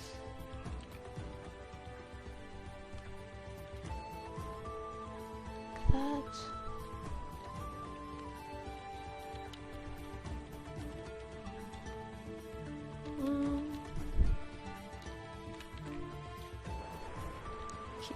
We'll keep it like that. And even kind of bring back some of that highlight. Might be a bit too much. I'm gonna see if I can add a little bit of shine on the side too. Actually, I'm not sure if this would work though. It might end up looking weird. So it's all about testing stuff out.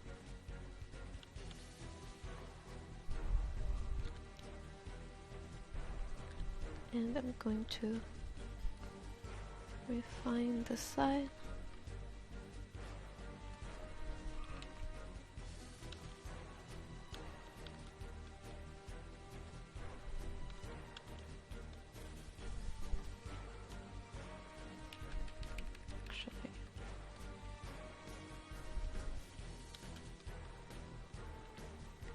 And actually, let me see if I can add a shine here in this position.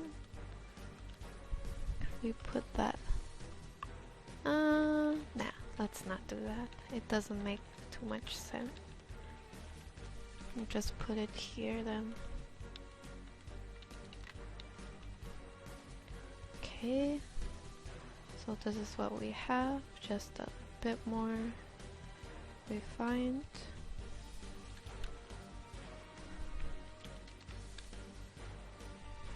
And need a bit more shade there.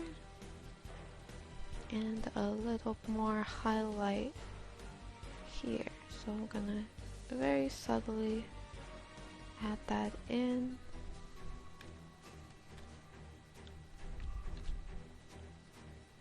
As well as the shadows, so copy, paste, and darken. So that's what we have, and we're good with that. I merged that down. Let's do a before and after. So before, after, it's just a little bit more refined than before. I really want to make this a little shinier. But it might not look, actually, maybe I can do that. Should be okay. Before that, I want to make sure this part is perfectly rounded. Now it's time to work on the hand. Apparently, she's got a bit of ruffling. Actually, so it's like that. It should wrap around more on the arm here. I'm gonna add a bit of highlight there.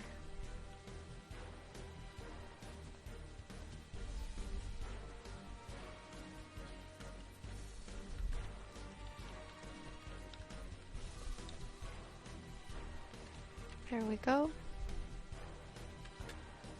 And I'm going to actually select that real quick and put a bit of highlight there and then another shadow layer there, and then a highlight layer. That way it looks nice and shiny. Like that. So that it matches the other side, which is this side, which is a little bit shiny as well. And now I'm gonna go ahead and add a bit of that ruffle. Start off with a bluish tint, and then using the airbrush I'm gonna add in some basic shadow and then highlight again. So it's a lot of back and forth, and this is the simple way of making a pretty easy ruffle feel. But of course, if you zoom in, you can definitely see the roughness of it, so I usually do end up refining it afterwards. And now for the hand. I do think I need to kind of soften that up a bit. Maybe I can like make her hold up a finger or something. Does it make sense? No, that looks weird. I'll just keep it as that. And I'm gonna add a bit of blue in the fingers to help neutralize and soften it. As you can see, the hand is a lot softer. Rotate that. Okay, so that's what it looks like. Now that we flipped it, I think what I really want is to add like a super intense highlight here, just so it can really kind of keep the same sort of vibe as the lighting, which is coming from above. And then after that, I'm thinking we could add like some small details. Actually, does that work? Would that work? Okay. Let's do that first.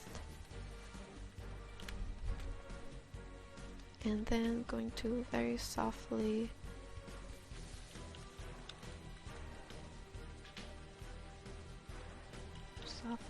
blend this in and add a bit more on the other side.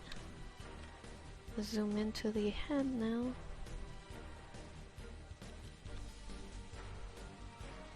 And then outline some of these fingers.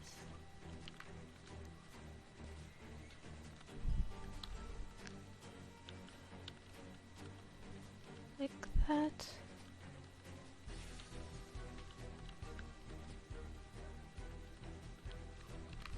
And then this side of the finger too.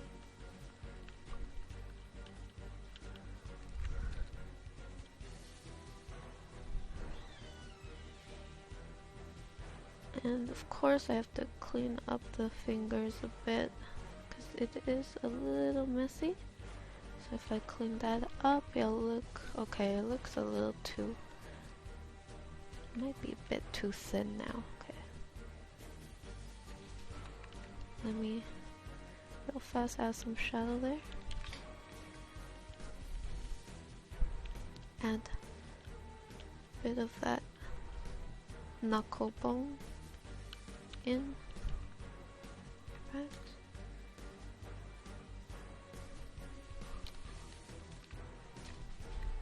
And clean up at the same time. Need to add a bit of volume here. There we go. And of course, really flush out that finger silhouette. Yep. Like that. Okay, now that that's done. What else should I do? So this is what we have. Lock that down. So I do that, and I'm just kind of looking at the different areas to see what else I can refine. Definitely this part. So these are more of a hard surface, so using the lasso tool will help quite a bit.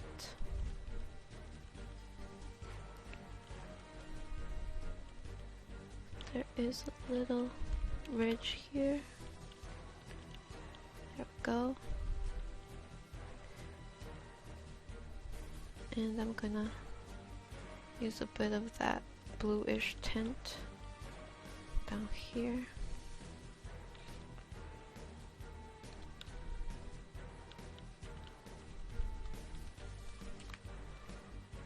And just kind of, oh gosh, I think I went over a bit.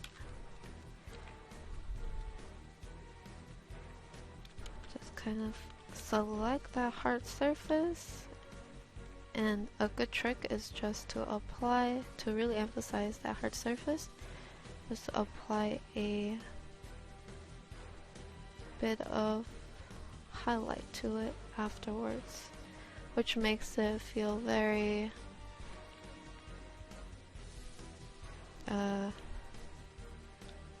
very shiny and sharp, I guess you could say that. So that's what we have here. This one too. Kind of lazy, I don't want to do it for here. I'll do a fast job at it. And then let me just emphasize the seam real fast. And also the seam on here.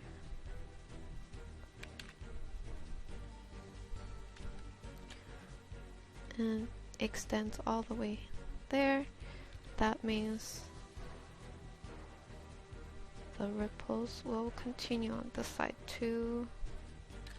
So I'm gonna be adding that in. And we're just going to sort of try to blend that in as best as we can, but not too much. And there needs to be more blending here.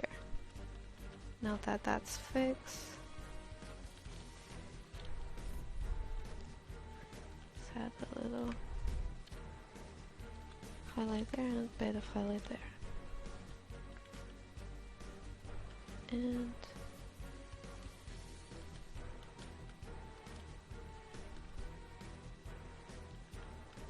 that, zoom out real quick. That looks a lot cleaner. Okay. And we're gonna put a little detailing there. And even add just a tiny bit of shadow, just for purpose of painting in some of that fabric texture. Just add these little lines that extend in a triangular way, or kind of just following the flow of it.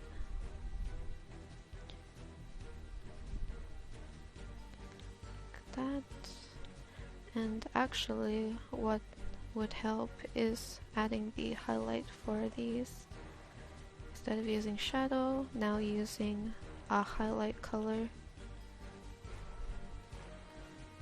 Just kind of in general cover that up, and if we zoom out real quick, you can definitely already get a feel of it. Alright, so now let's work on this landing strip fabric of hers. So I'm gonna start off by using a fairly light color on the side. The reason being, I do kind of want to make sure the elbows stand out, and if I made the lapels black, then the elbows wouldn't stand out. So, and plus I wanted to put a bit of shadow. Now that that's done, I'm gonna go ahead and apply the landing strips, I guess, just call it that. And they are a white landing strips. And just kind of subtly incorporate that in. There's a bit of detailing going like that, and then one in the very center, and it also has these type of lines, and so do these actually. Okay, and I'm going to add a bit of shadow in that.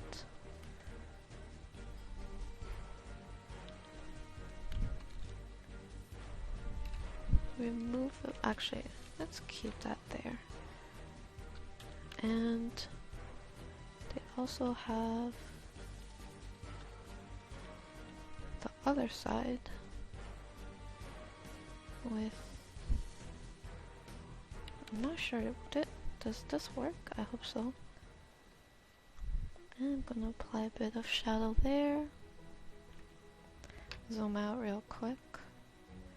Rotate canvas. Okay, so that's what that looks like. I'm actually not 100% sure if this looks good, but we'll keep it like that. Darkening it a bit. And I'm going to go to darken to kind of make the white part a bit more, actually no, this color, yes. And the other lapels, just make it a bit darker. So the hair is sort of making it hard to see a bit. And also the lighting here. Let's see if I can make a little bit less rough. And I also want this side to be bright as well. So I'm just going to apply the highlight here too. Like that. Okay, now that I have that done, I think it's time to do a after. So, I mean another step. So that's our 1, 2, 3, 4, fourth step. Let's see the recap. So sketch, first pass, second pass, third pass. Sometimes, you know, I kind of think my sketch looks better than the actual finished piece. But that's only because our mind always have more interpretations when the piece is a lot rougher, and there's more possibility than it is when it's more flushed out, which I find it quite interesting. That's what my art teacher said. Okay. Now I'm gonna try to work on the hair. I want to keep it soft, so I'm going to use a combination of airbrush and the what's it called, the lasso tool. Yes, have a bit of shadow there.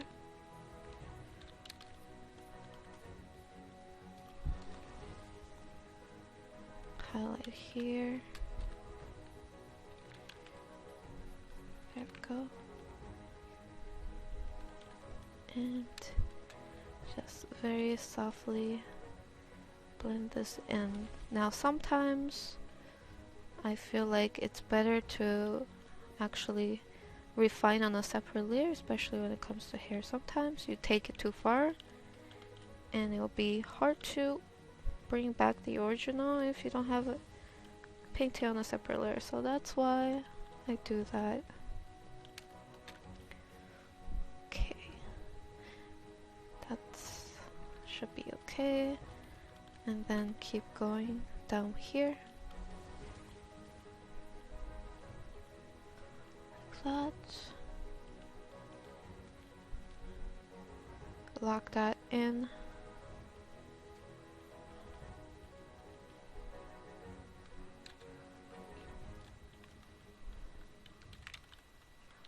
Apply a bit of highlight there. Her hair tends to lean a bit more towards brownish, so I'm gonna try to switch the colors up.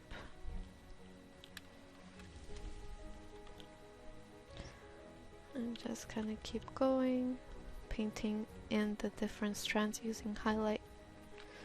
And then I'm gonna do a shadow underneath to isolate it, and then once again highlight. I'm going to darken so you can see a very visible strand of hair.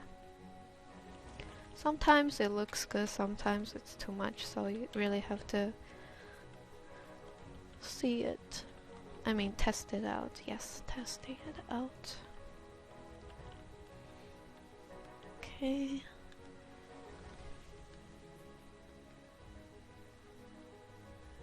And just gonna add a, should keep the highlight there, like that. Zoom out. Before, after. Not much change. I want to be subtle about this because I know sometimes I can go overboard, so there isn't too much difference.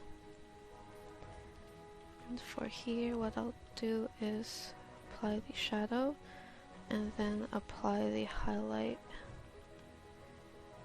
underneath the shadow, like that. And at the same time use the lasso tool to help me isolate different hair strands. Really make it nice and visible and sharp at the same time.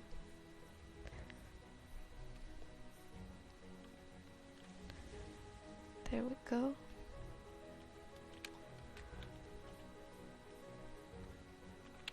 And it's a bit bright, so I'm gonna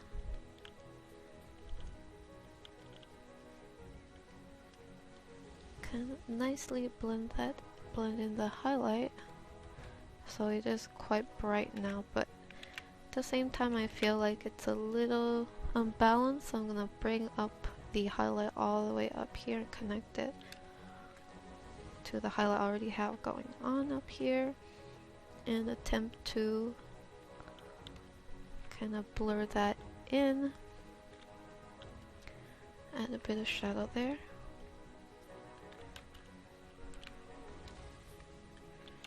And here, let's zoom out real fast. So that's what we have. I feel like this can use a bit of negative spacing. So kind of remove a bit of that, just have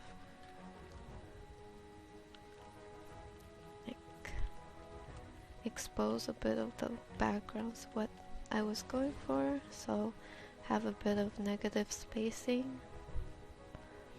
And with that I can also apply just a tad highlight on the other side. And now I'm going to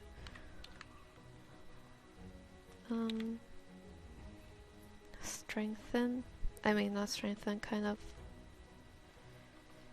blend these two sections together by using the same highlight tone. Hopefully that works. I just want to make sure that the hair is seen as, actually maybe I could kind of do an overlap of this part of the hair, overlapping like that, and then another batch of hair overlapping. Just apply a bit of shadow, a bit more shadow, zoom out. So that's what we have.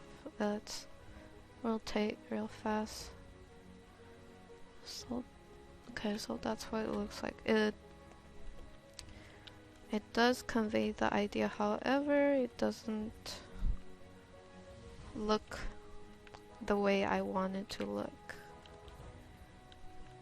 Actually, I feel like this could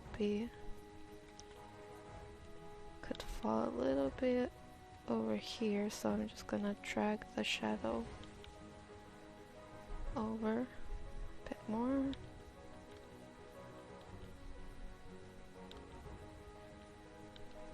Like that.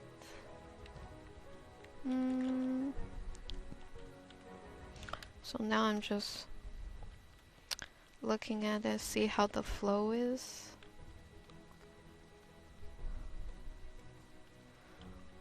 Okay. Needs to be shadow there.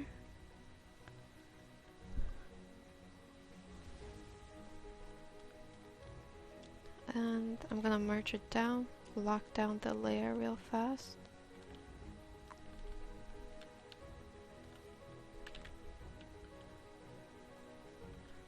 Also, I'm gonna go ahead and kind of sort of shade the hair a bit in general with the airbrush to make it look really, really smooth and soft. And I'm going to kind of clean it up at the same time because it is a little messy.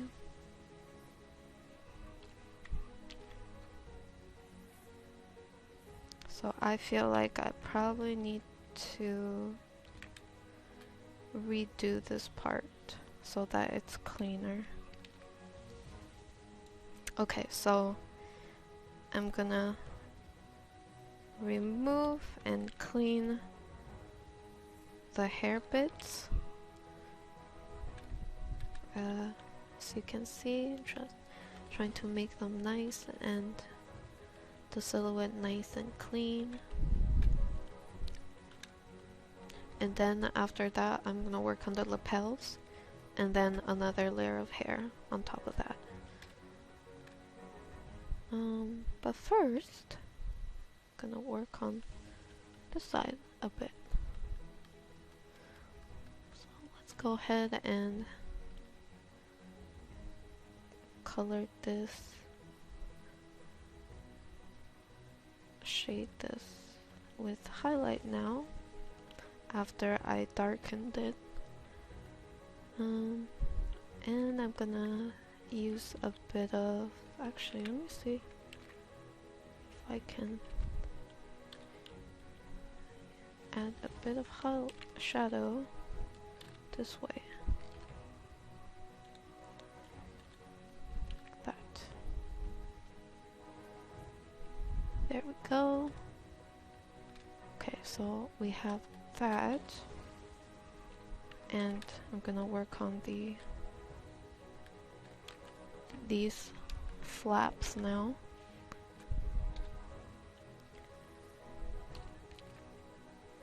And I'm gonna use my lasso tool to help me shape them and paint them a bit cleaner. Need this white part needs to be a bit longer and thicker. Like that.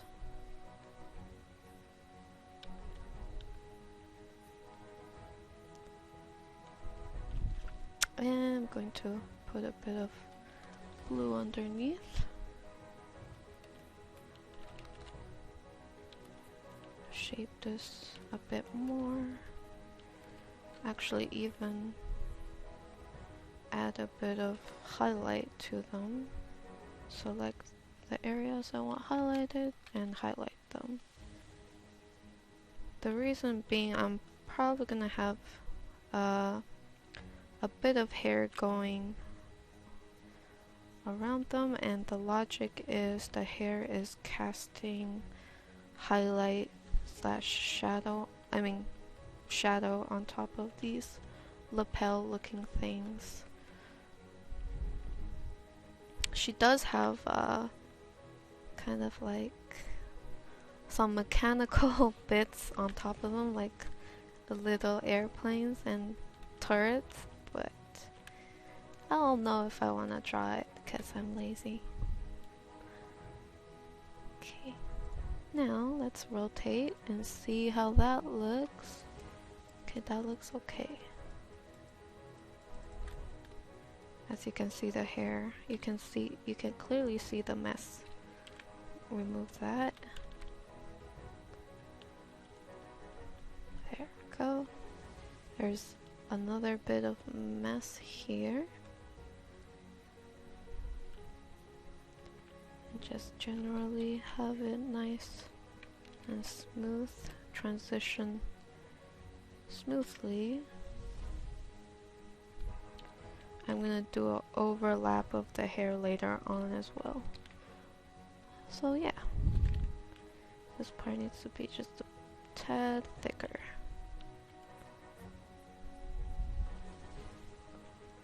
Okay. I want to add just a bit of highlight here. And now for the lapel. Why do I keep calling it lapel? It just looks like one. Clean that side up.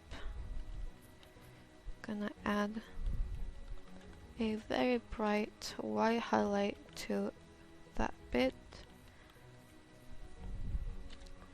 And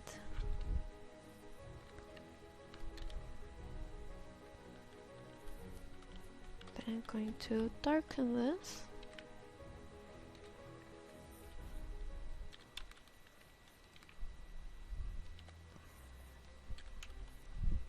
There we go. On the other side too. Delete, clean that up.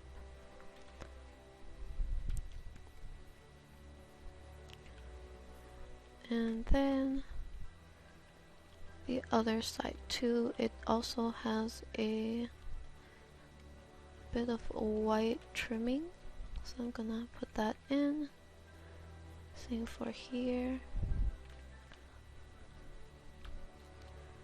And clean that up using the lasso tool. go.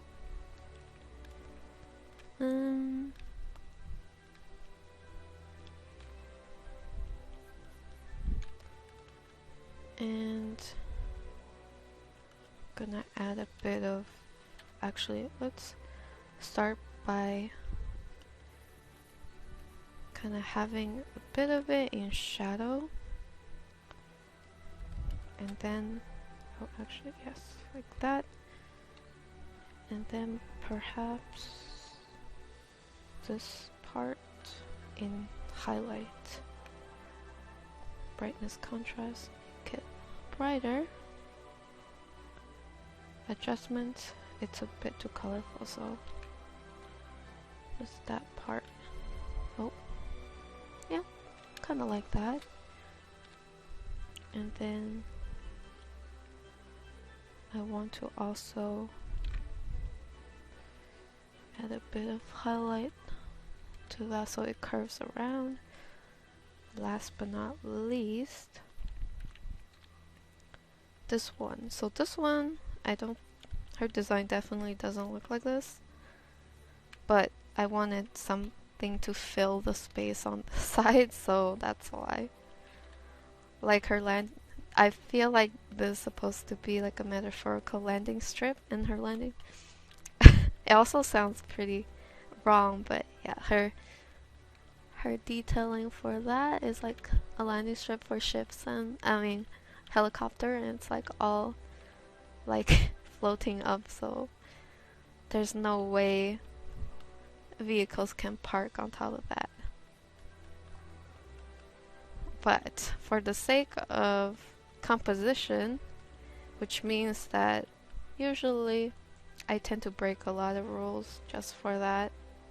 Like, for example, wind that blows makes no sense, anatomy making no sense, and stuff like that. Designs not exactly sticking to the actual design, just kind of a lot of exaggeration, all for the sake of composition.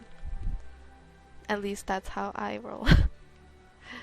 Okay, I think it's looking not too bad. I just kind of darken that up, or make the contrast a bit more intense, so yep.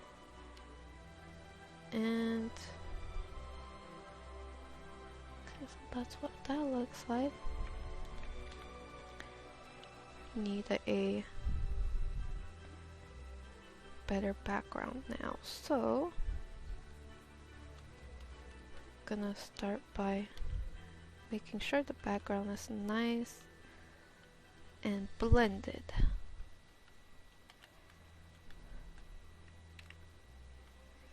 And of course, gotta always make sure that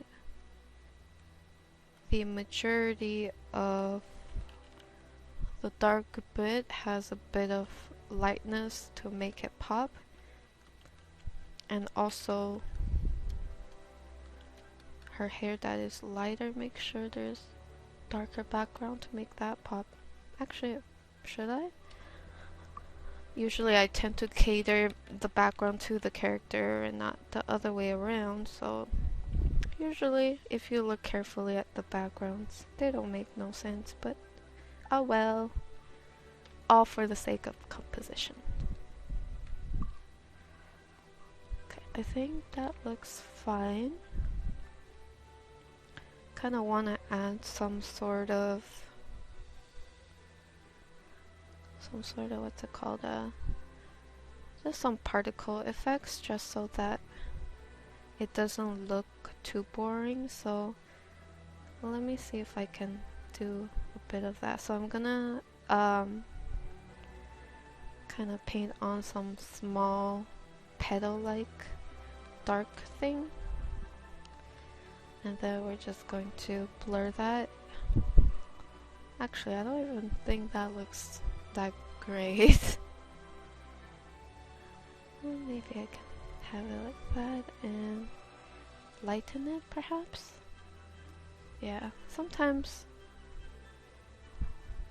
No, I don't think it looks kind of weird. You know what, I'll do something with that later on. Okay, now that I cleaned up the lapels, time to work on the hair a bit more. So, starting off with a bit more shadow, and then some highlight underneath.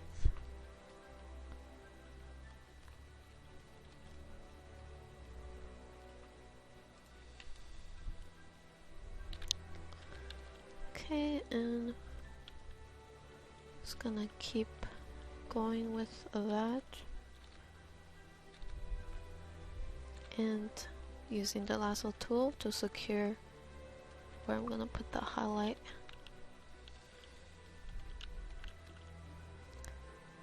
Just a lot of these hair texture refinement like that. And I'm going to kind of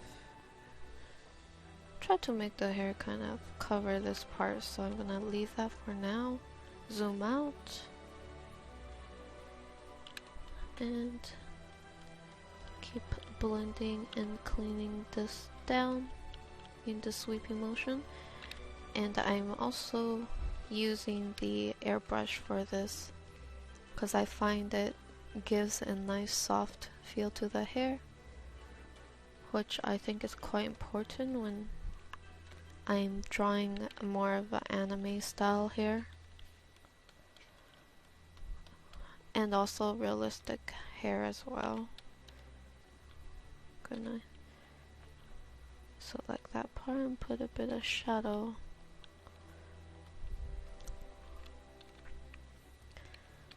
And going to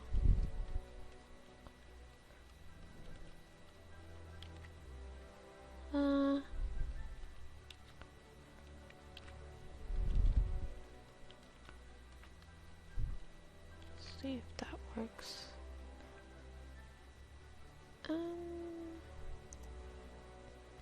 Not super into the direction of the hair. I feel like there's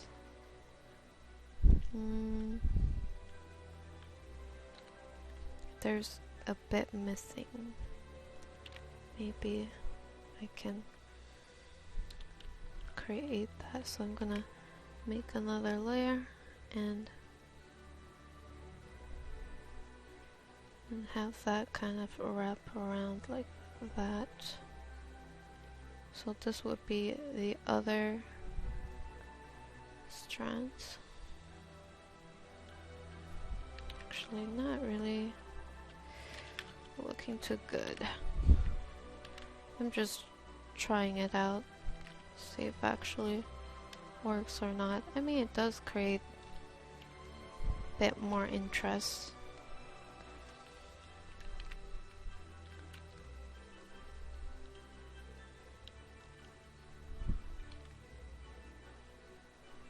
And let's see what else.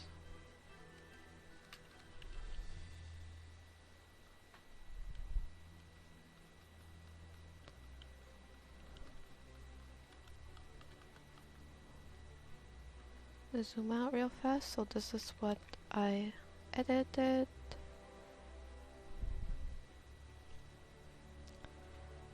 I think it would be a bit better if I refined the hair detail first. I'm gonna try to, before that,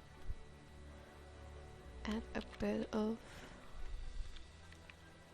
shadow to some of these hair areas. Like that.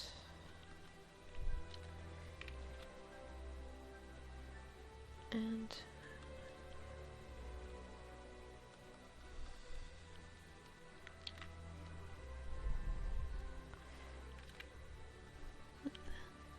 then paint back some of that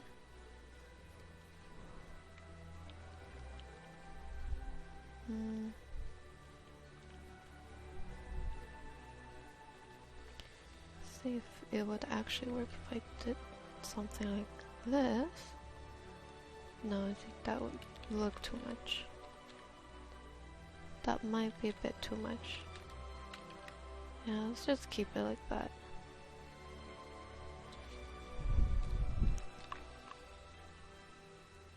Rotate. So we can have a look. To be honest, I'm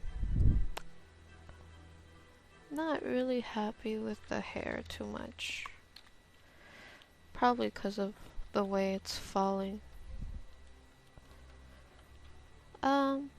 Yeah, the hair might take some time. And this is why I don't record some of these, because it just takes so long to get something that I like. I just don't want to record it. But yeah, this is my thought process, just kind of trying stuff out and seeing if I like it. If I don't, I try to try something else, so on and so forth. So yeah, don't mind me right now, I'm just kind of testing to see what looks good. Just adding a bit of shadow, highlight there to see if that's gonna look better. Because I do want some of these to overlap.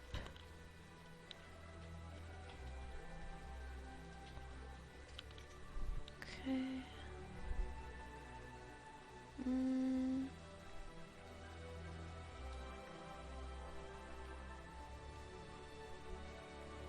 Yeah, I think that's not too bad. We actually go back to the original.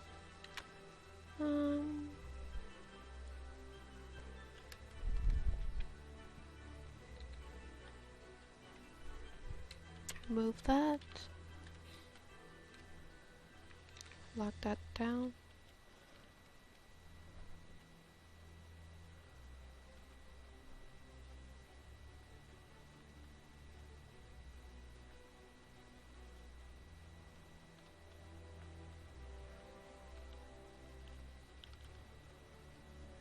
Apply a bit more highlight on the bottom.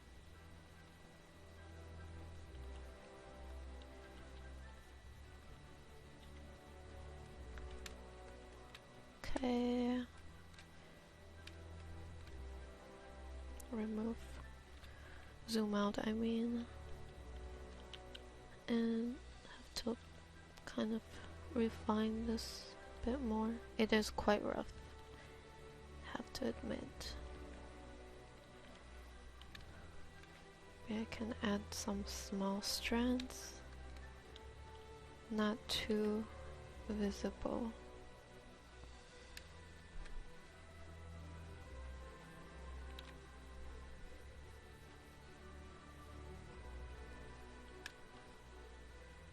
And what I'll do is lock that down, and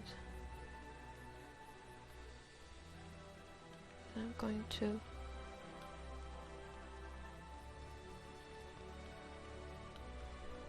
kind of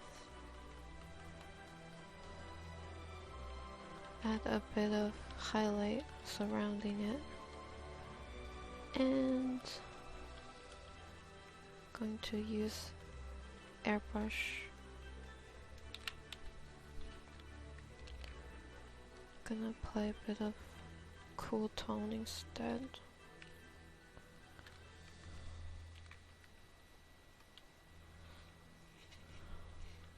Apply a bit of highlight. Actually no, that wouldn't work. Add the highlight on the bottom here, and add a little bit to the ends of the hair, like that.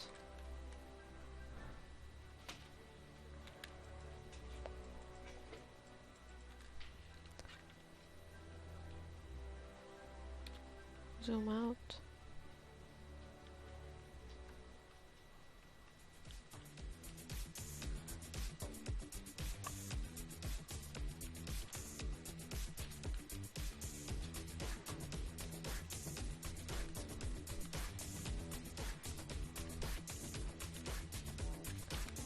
Add a bit of highlight to this strand in particular.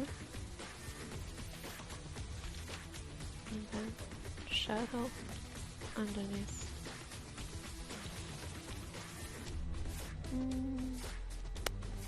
Zoom out. Okay, so yeah, this is definitely not the shit. I don't like it. Ugh. It's okay, but it's not what I had in mind. See if I can fix that a bit. I'm gonna use my lasso tool.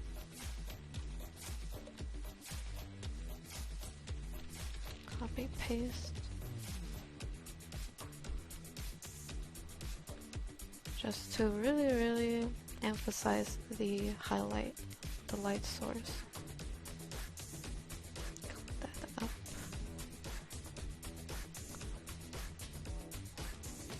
Alright guys, I did a little editing off camera, it's not too much, so what I did was darken the hair here, darken the face here, and lighten the hand over here.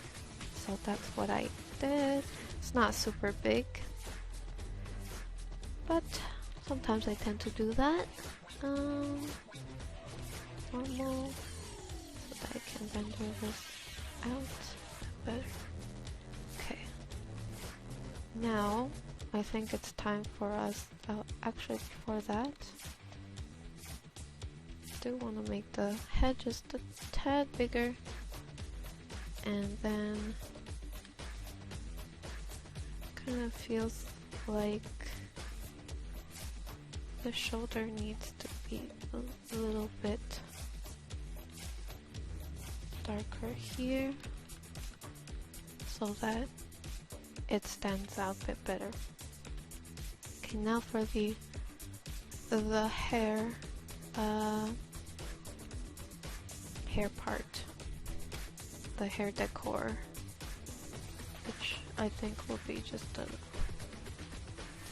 bit challenging. Okay, here we go. Let's do these. So first, I do have a reference so that I get it right. Okay, so changing the shape a bit. It is Ripley, does have that.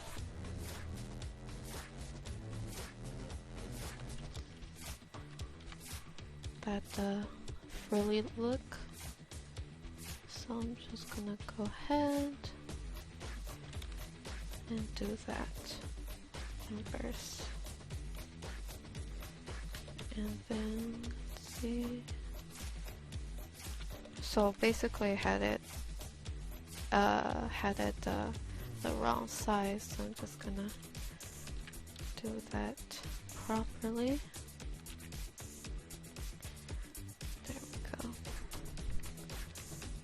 And have a little bit of it here, and then have a little bit of the white part there. So that's what we're gonna have. I'm gonna take this opportunity to quickly add in a bit of highlight. So I selected the area that I want lightened and lightened it. Then I'm going to sort of blend that in.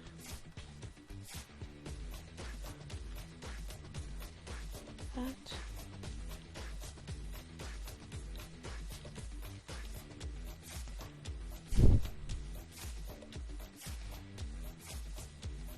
And I'm gonna just gradually blend that in. And I'm gonna use the lasso tool to help me add the frill details a bit better. Go like that, so that I can add the small detail, which is the seam in the white area, and then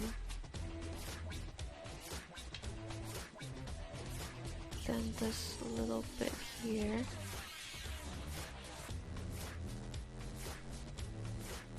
Like this. I guess it's not, doesn't really, I guess I'm not doing it right. Doesn't feel as close to the original, but oh well. And then of course on the other side we have the same sort of design, but in black.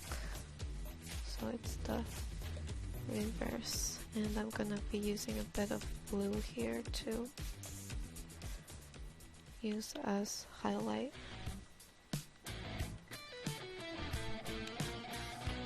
Like that. And we're gonna do the same design on the other side. So first I'm gonna do the 2 dots. I feel like I should zoom in 100% for this. 2 dots. And then 2 dots on each side. And then we have the little ribbon. Oh. I'm just fixing the shape of the ribbon. And the tip of the ribbon seems like it's white.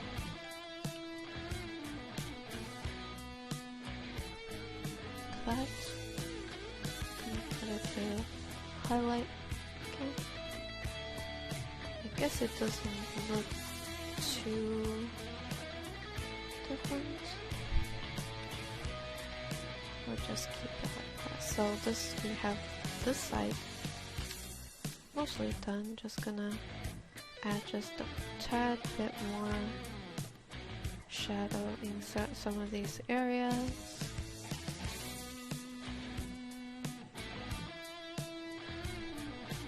Gonna try to add a bit of highlight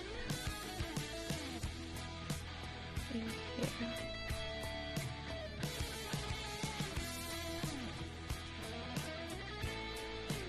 Okay, now I think it's looking, definitely looks a lot better, and it also has I'm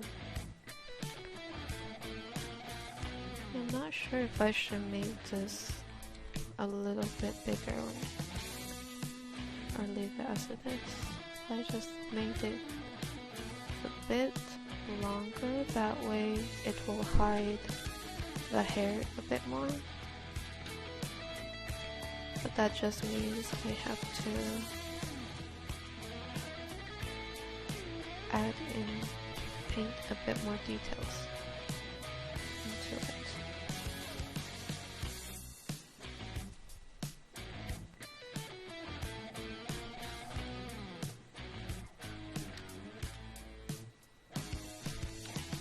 And into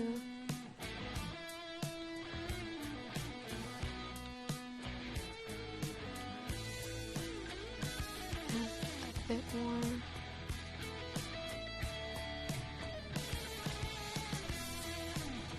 detail on this side too. Oh god, I totally neglected this. I'm gonna paint that in real fast. Paint the little details in. I can also add some additional little details by lining this area with dark and highlight and shadow. So right now I'm adding detail with shadow and then a bit with highlight after that. add a layer of shadow underneath each little little ruffle. That, so that it feels more 3D. And can do the same for here. And maybe have a bit of highlight for that side. So that's what we have here. And because of that, surely the hair will have a bit of shadow, so I'm just gonna sketch out where the shadow will be for the hair. I'm gonna have a bit of drop down shadow from the accessory onto the hair, so that it looks a little bit more grounded and it won't look like it's floating. It's just gonna remove a bit of it. Have some more highlight on here and shadow too. Let's add a bit of shadow and then highlight there. I think that should do. And I'm going to add a bit of an intense shadow to parts of it. Okay, now for the other side. I'm not actually sure for the other side if I should have it on top here, because based on the reference, sort of like on top like this. So I'm gonna paint like the reference. I have a bow kind of like that, more or less. Actually, a bit more like this.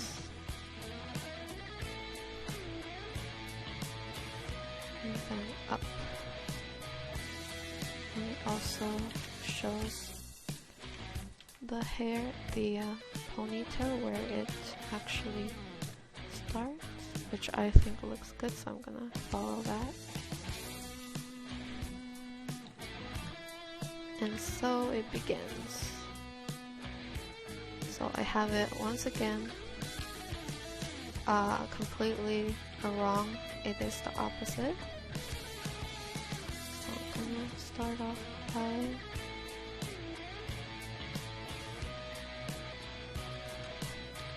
repainting that.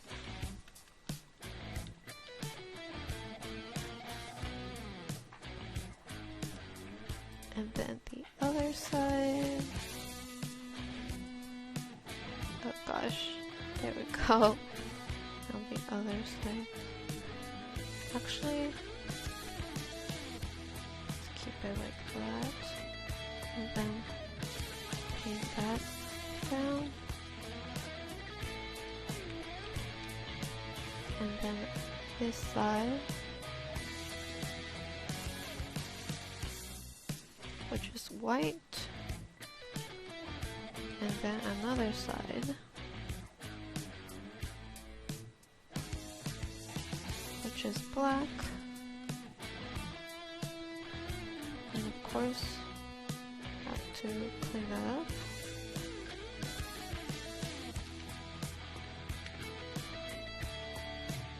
There we go, clean.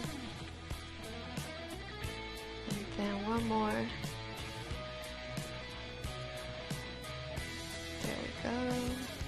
side will be white.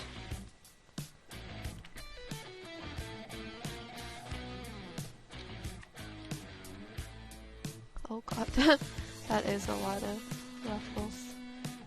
And alright, now that we have done that, I'm going to actually select this whole thing and do a little edit with it. Should I kind of like move it over? Not sure. If I do that, I have to make sure the ears show a bit so that it looks like it's being tucked underneath the ear. After I do that, what I'll do is same with the other process. I'm just gonna select the areas where I think will be in highlight. So I'll go ahead and brighten that up. After that, I'm gonna go ahead and start blending it in, just like the other side. I'm gonna add a bit of that skin tone.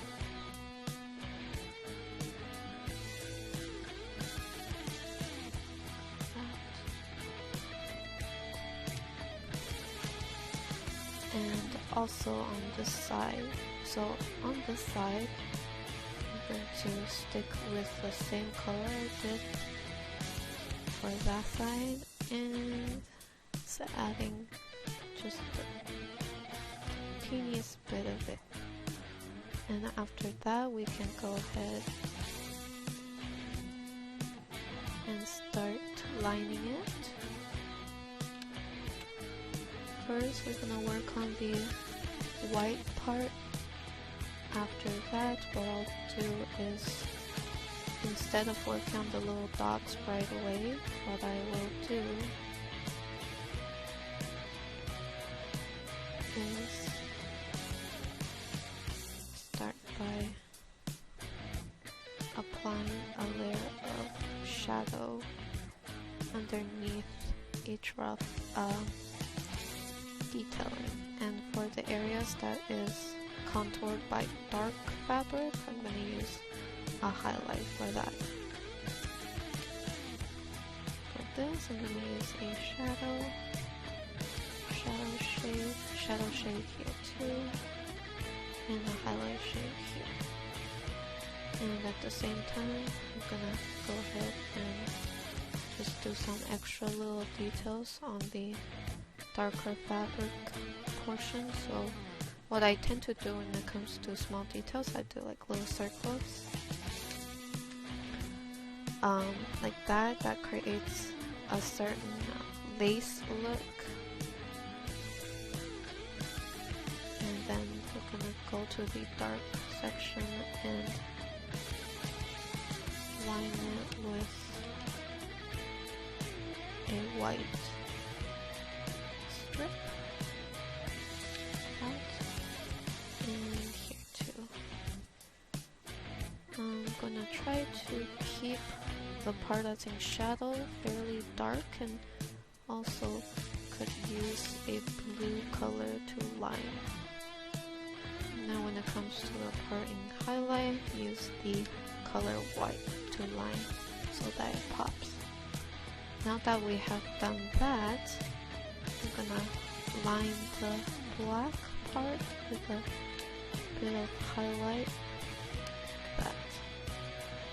I'm gonna do a thin strip. There we go.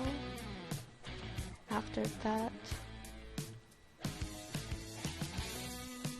use a bit of shadow color and blend some of these areas in, and then add a bit of highlight right underneath the line. So what that does is just create a bit more thickness to the fabric.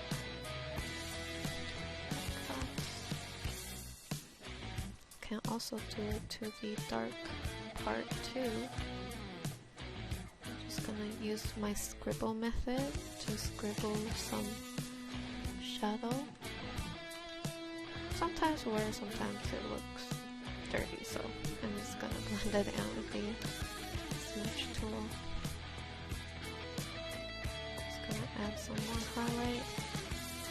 Okay, so I think it's time to do the little dots. So we're gonna start off with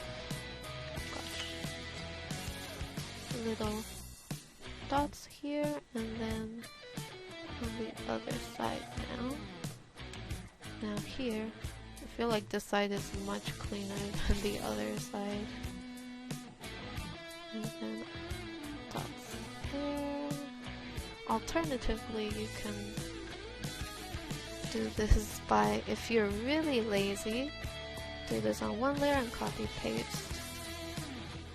But I feel like this might be a little faster. So that's done, as you can see. That's messy. This is much cleaner. So the second time around is a lot easier, I find, for me at least. Gonna line the ear real fast. And I'm going to highlight a bit of that skin tone to make it feel a bit of deformation when the ear is pressed onto the fabric. That's what I want to do. Okay, now for the dark portion, I'm gonna do the little dots.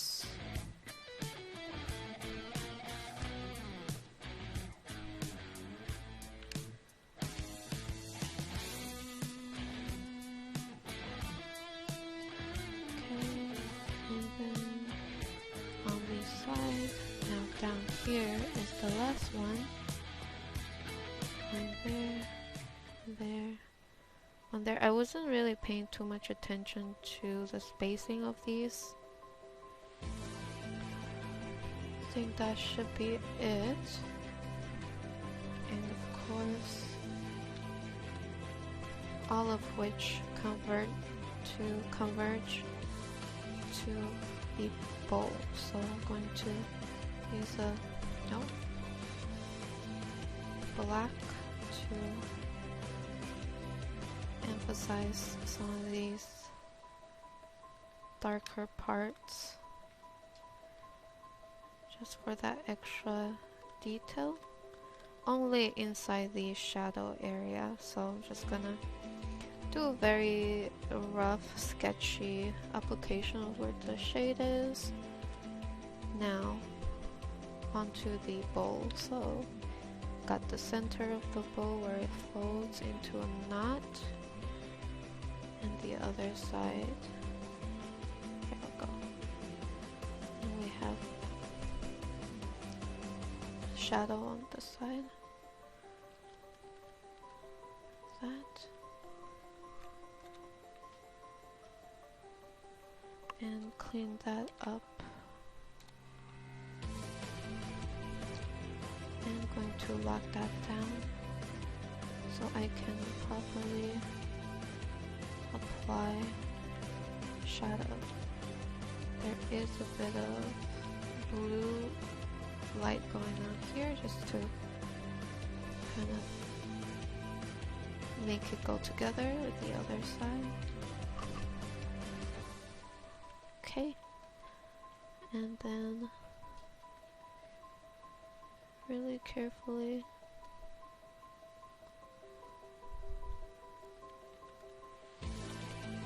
do the other side with a highlight color.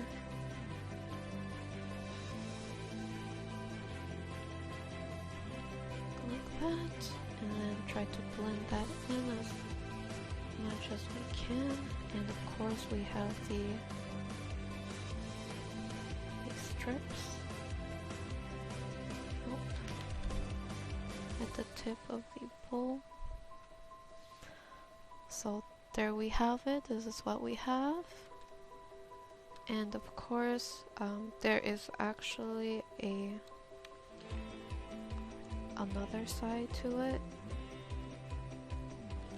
I'm actually gonna put the other bowl on this side, and we're just gonna do a, actually, you know what I'll do is be a bit lazy. Before that, I kind of wanna just isolate some of these darker area. I'm gonna darken that up just a bit, and what I'll do is copy this whole thing, and then I'm gonna bring it onto the other side.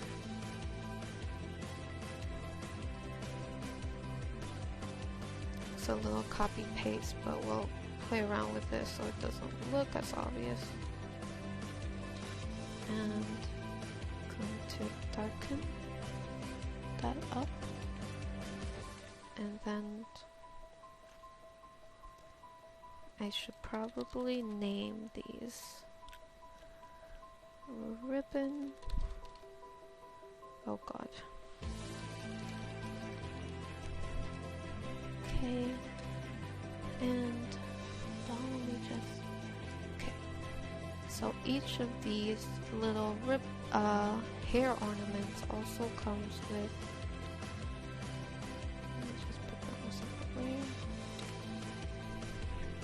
Comes with little strings like this around the hair. So we'll just do that real quick.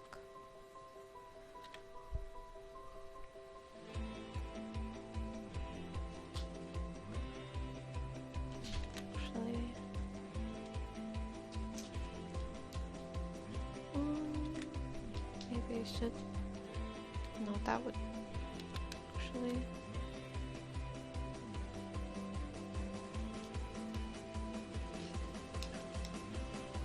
maybe do something, maybe it should be lower, I'm not sure. Actually, it looks better a bit higher.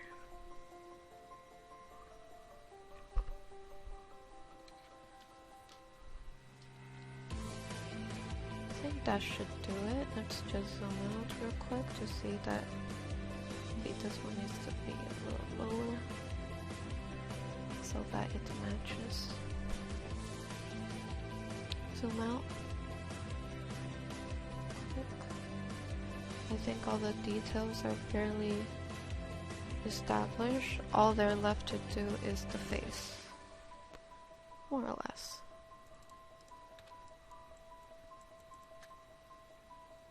So just quickly going to line the ribbons.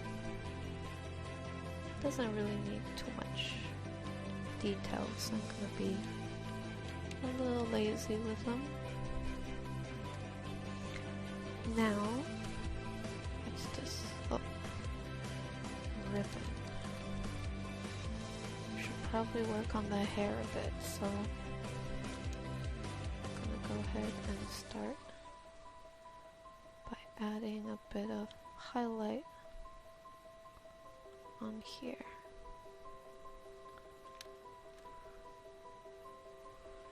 And let's make parts of it a little bit brighter, as if there's lighting coming from the back and it's casting a powerful rim light on the hair.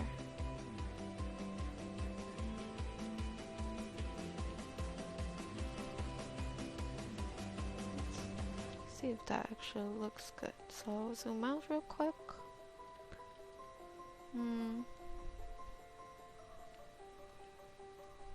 It's okay. I need to work on the, oh god. Work on this neck a bit.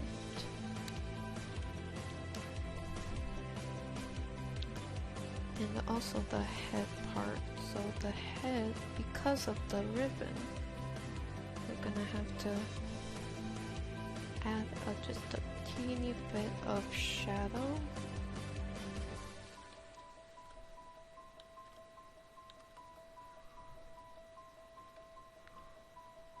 just because the ribbon casting shadow over the face. Let's zoom out. Okay.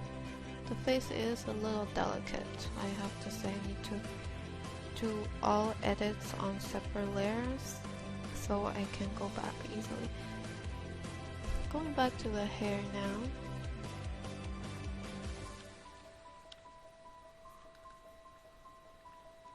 Zoom out. Actually, no. Zoom in again. Just going to subtly add these highlights and shadow. Also going to start by introducing a bit of that drop down shadow from the ribbon.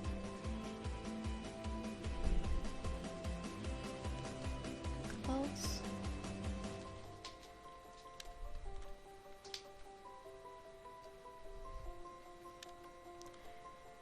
And have a bit of highlight here, so it gives the impression of a nice, what's it called, a ponytail that is round on the top and then swishes down into a straight hairstyle. I think that should do it. Let's zoom out real quick. Seems okay.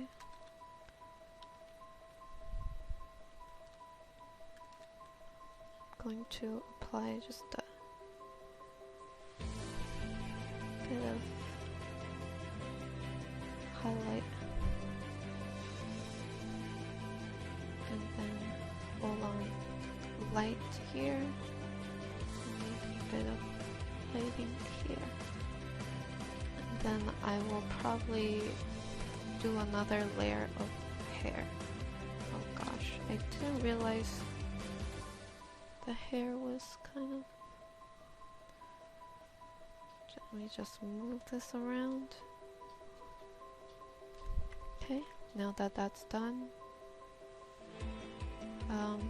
what I'll do is I'm gonna create a layer down here called hair again, and this time I'm going to be able to kind of play around with the hair, and it's gonna be behind the lapels, so it does help create it does create a nice layered look, I think. And maybe the hair back here could be a lot brighter, so to create a sense of depth, maybe there's more intense lighting in the background that's hitting the hair back there, which creates this type of look, and at the same time it helps me... I can perhaps... No, I don't think I can do that. That looks weird. Okay, I'm gonna do a... something like that. I think that should be fine. This honestly doesn't look too much like my style, at least I'm not sure. What do you guys think? Let me know. I mean, I know I do draw more, sometimes more anime style art, but this is different for me, I think. So yeah, that's my bottom layer. Let me see if it looks better if I lighten it. Okay, that might be a bit too much, so let's reduce that. It's time to work on the face, which actually will probably, hopefully I'll get through it. Sometimes I get a little too focused on the face, so I end up changing too much. But hopefully I'll it'll have a good result. Gonna call this ribbon again. Okay, so for the face, I'm going to make the eyes just a little bit brighter.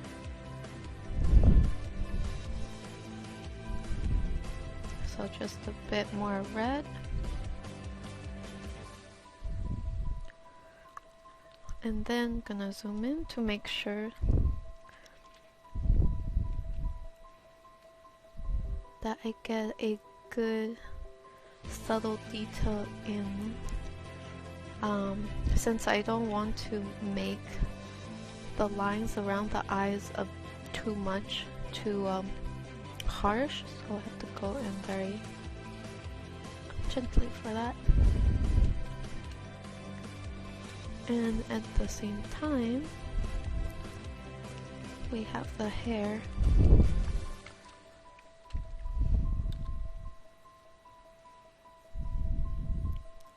So just kind of contouring where the bangs are, and then I'm gonna put down a bit of shadow. Same for here.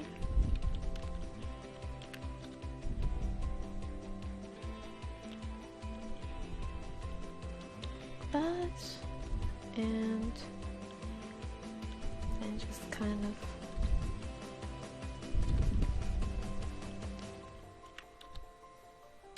drop that onto the hair. Gotta apply a bit more shadow to individual strands so that we can clearly see it. Gonna extend that down here. Okay, and then, so I did have in mind of including a strand of hair falling on her face in this way. So it does kind of block the eyes a bit on that side.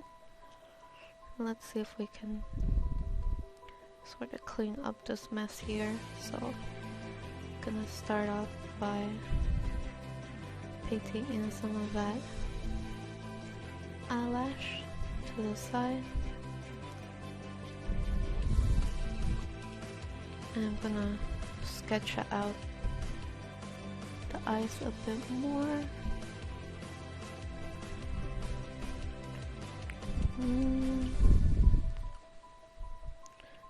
Something like that. And I'm gonna extend the eye downwards a bit.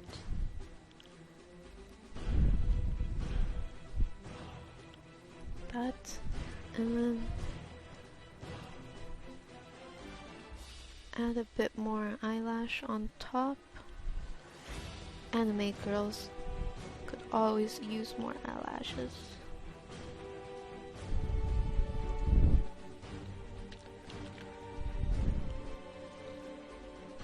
And work on that eyebrows bit. Back to the eyelashes on this side.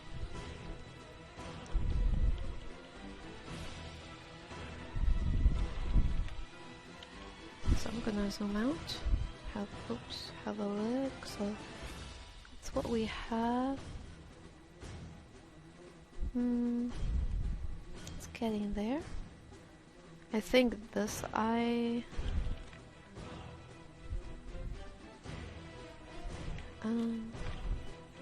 perhaps needs to be a bit smaller, so I'm just gonna move that eye up a bit. I'm gonna use a bit of this blue as light for her eyes. As well, in the original concept, she does have a bit of like a white dot in the center of her eyes. Maybe that's a style. It's like a no, it's not. It's a reflection of her eyes. Yes. And just put that up there to go with it. And maybe some more detailing.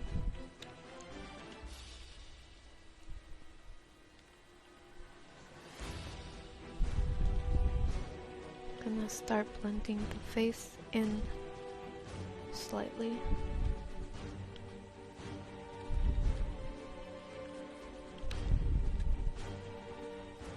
Here. And let's go ahead and use a dark color to work on the mouth area.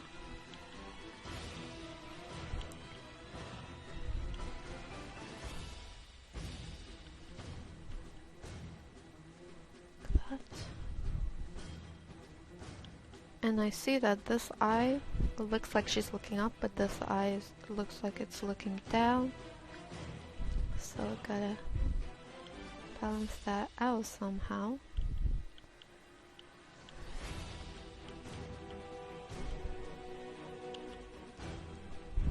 Maybe somewhat like that.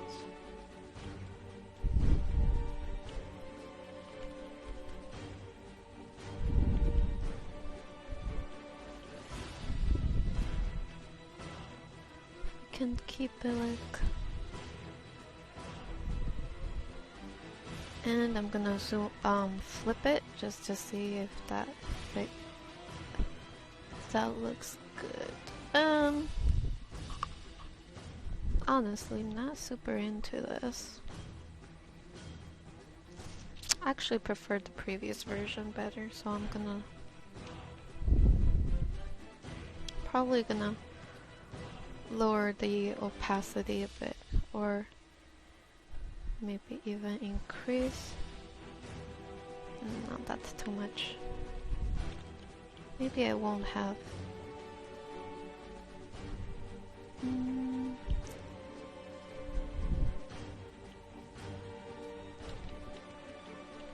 not really sure. This is not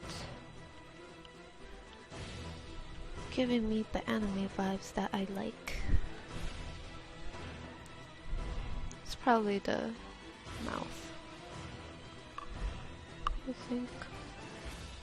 think she will look better with a separate expression. For now, just gonna go ahead and give her that face. I'm gonna put a bit of shadow, cast it from this hair on the cheek.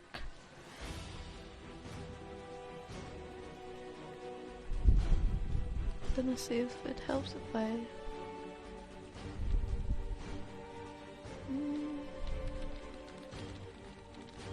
nah, I don't like it.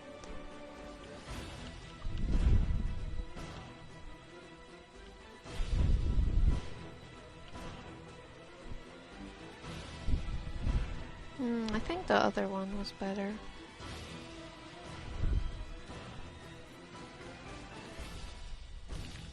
Why? I'm not sure why the other one was better, but yeah, definitely the other one was better. But at least I could work on the hair a bit. So I'll just do that in the meantime.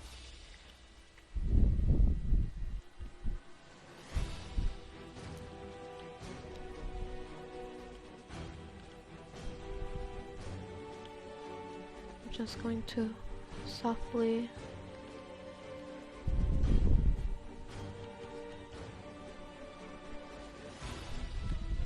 blend that in, or at least add a bit of that detail. And for sure I need to render out the ear, so start off by kind of cleaning up the shape.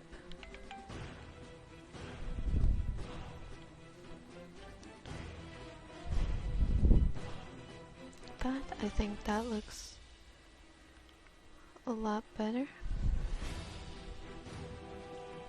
Let's use a darker color. Actually, I'll just keep it like that. I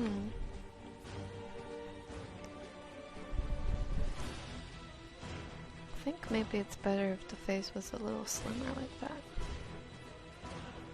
And I'm going to add a tiny bit of highlight on the side of the hair.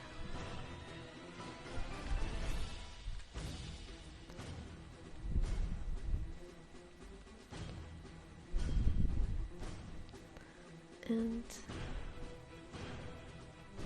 try to see if we can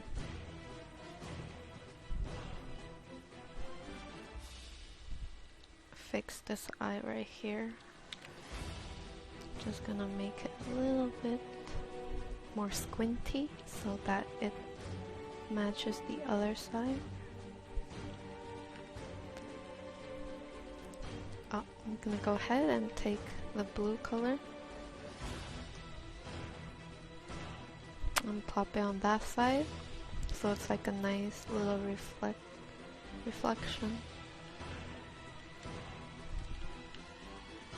I think this was meant to be a bit of highlight on the other cheek, but I'm not sure how well that came across. I guess for now I could just go like that. And I'll just be a bit vague.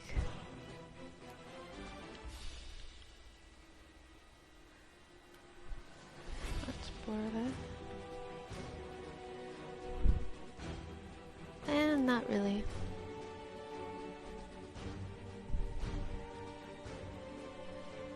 I'm gonna move this upper lip.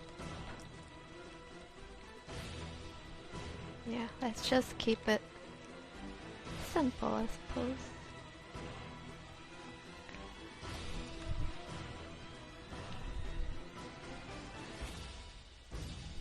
I'm gonna focus a bit more on the eyelashes.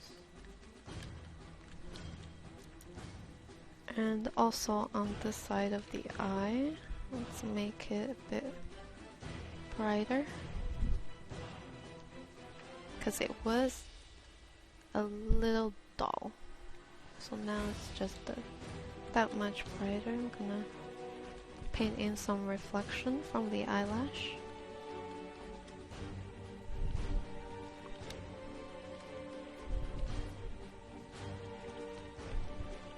Make another layer, and this time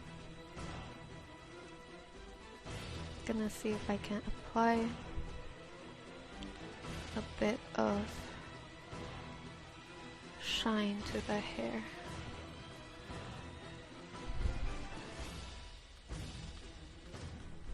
That way it gets a nice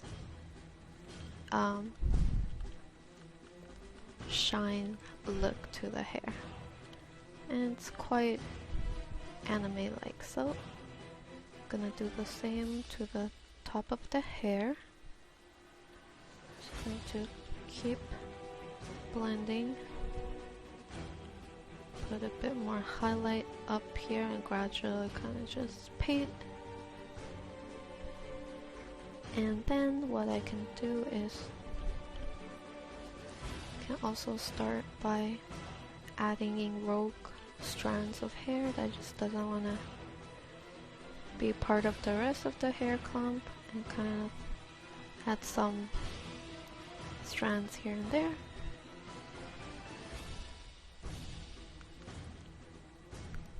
And can do so here as well. So I'm gonna go ahead and do that to the hair that's being pulled back here in very short brush strokes. I'm going to paint shadow and avoiding the center to give it a shine look. Now that I've done that, I'm gonna contour the upper area as well. And I'm just gonna sort of do the same sort of feel, but not as dark. So just a little bit like that. Zoom out. Definitely looks pretty.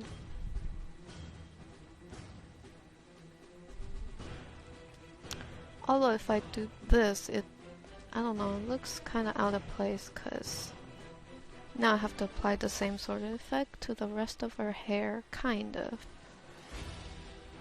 But I kind of like it though. It's nice. What I'll do next is add just a teeny bit of highlight to the bottom of her face.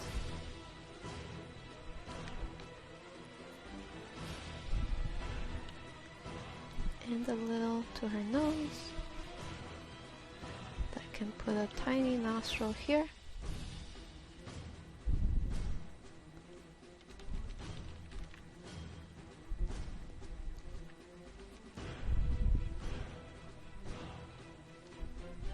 Zoom out.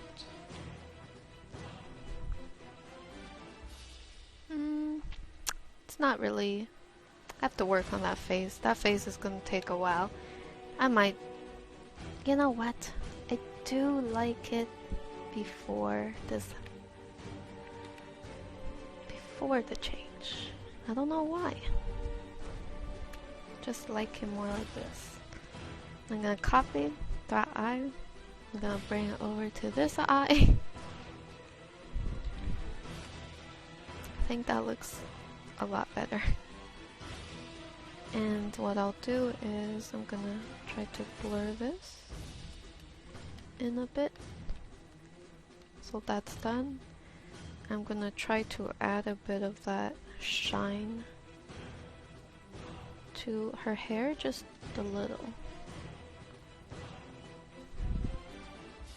So that it is consistent.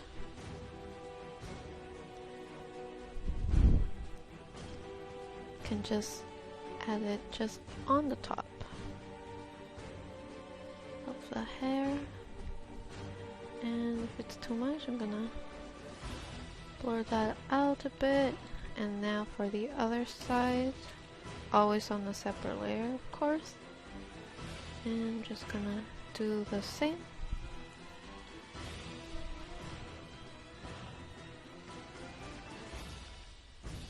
And of course, shadow, squeezing the highlights from both sides, which creates a nice shiny coat look effect.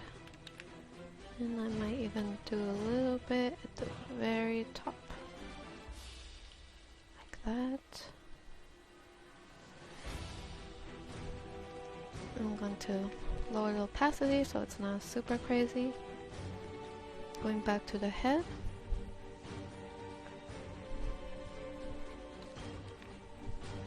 Remove.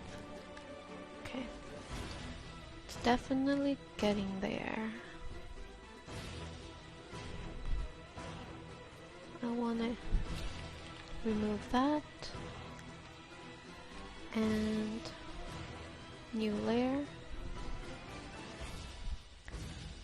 I'm gonna paint a little bit of blue on her skin, just a bit of blue tone to kind of make the skin look a little softer. And then what I'll do is use a bit of a peachy tone to give her cute little flush to the cheek. That. Going back to the cooler tone, I'm gonna put it right above the flush. Want a bit more of that. And gradually with the airbrush, I very softly airbrush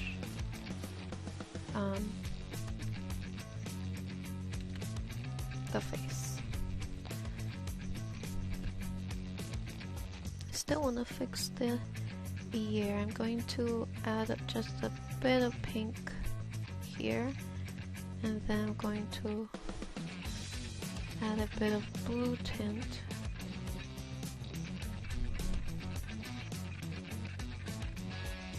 All the way down.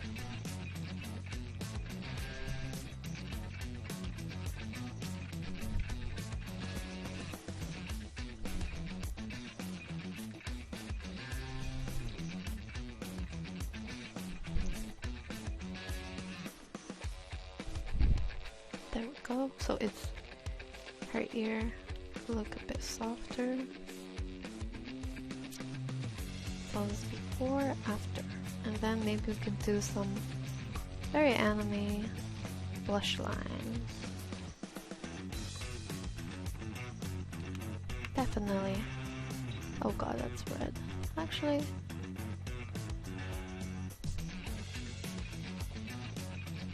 just gonna line that and darken the inside just a bit.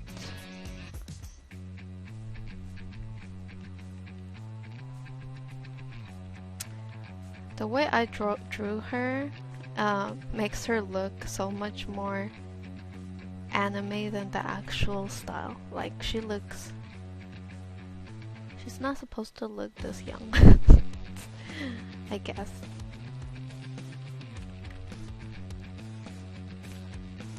I wonder if I can adjust the lighting just a bit.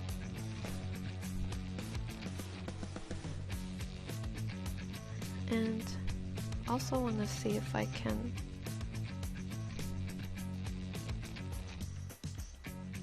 add a bit of shine to her eyes. If I add a bit of blue to this side, actually doesn't look too bad. I think that might work. Okay, so that's what we have, and I'm just gonna select the skin real quick. I want to see if I can make it look just a tad warmer. Yeah, like that. Because I want the color to match a bit.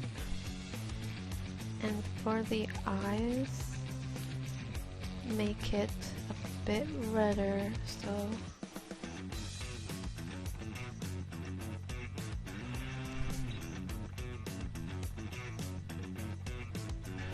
like that. Let's reduce the opacity and make the cheek a bit lighter. Oh god, that is way too bright. I'm not sure. Have to remove that. Why is that there? Okay. Oh snap. Let's remove that bit. So now let's zoom out real quick. Yeah, I guess.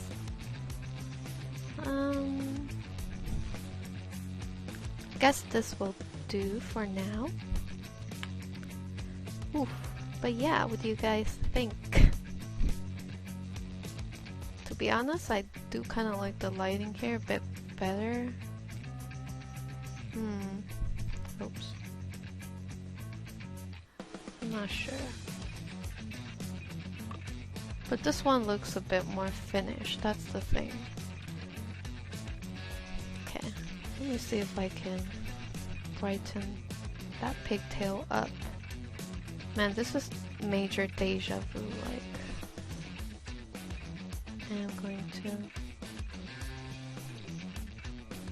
add a filter. And let's see, I think this might look a little better. And also I believe in the previous version, this part was dark. I think. Probably not a good idea to have it full on dark. So Or maybe just a bit. Okay, so this is before, after.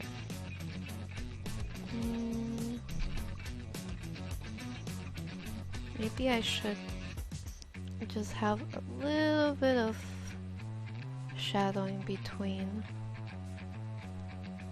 this, so it's not as dark. I'm not sure. Okay.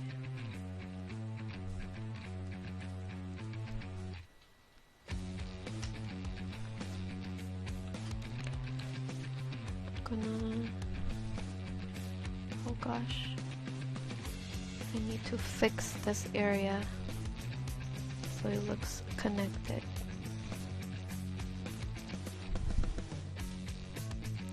Like that. And also make another layer on top for the hair.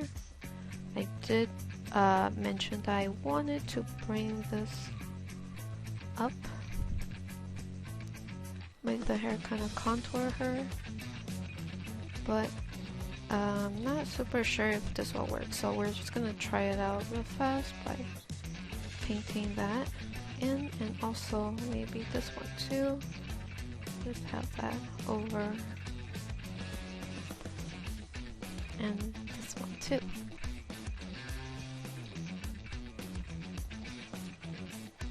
And let's put a little highlight up here and over there. Okay, let's have a look. Actually, I think this might help the composition a bit better.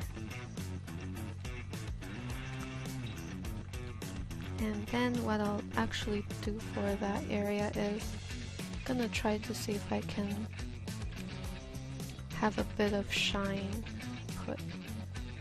painted on. So start off with a highlight this time, not a shadow, and I'm gonna blend the surrounding color to kind of squeeze the highlights.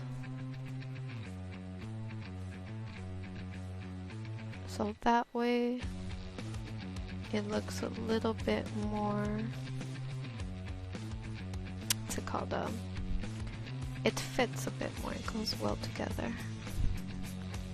But zoom out, okay.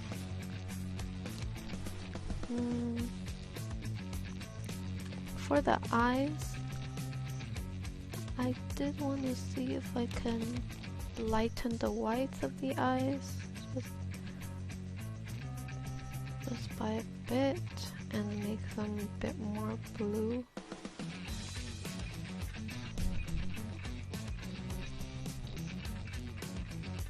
Okay, so that's what we have, and last but not least, we're gonna add a little background element. So in the original concept, I did see her having like little airplanes and turrets around her, so we're just gonna try to find a decent stock of like some military jets and plop it on there. Okay, I found one. Okay, I'm downloading it right now. As always, I always get my stock photos from Adobe Stock. Okay, let's go for where is the magical one? There we go.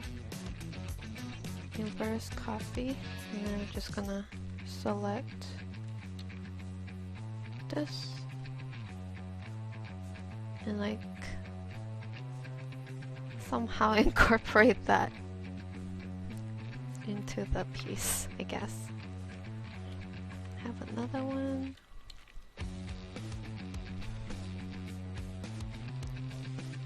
Apply. Let's put this one here or there. Or actually maybe should put some of them like overlay. Maybe like that. Oh god.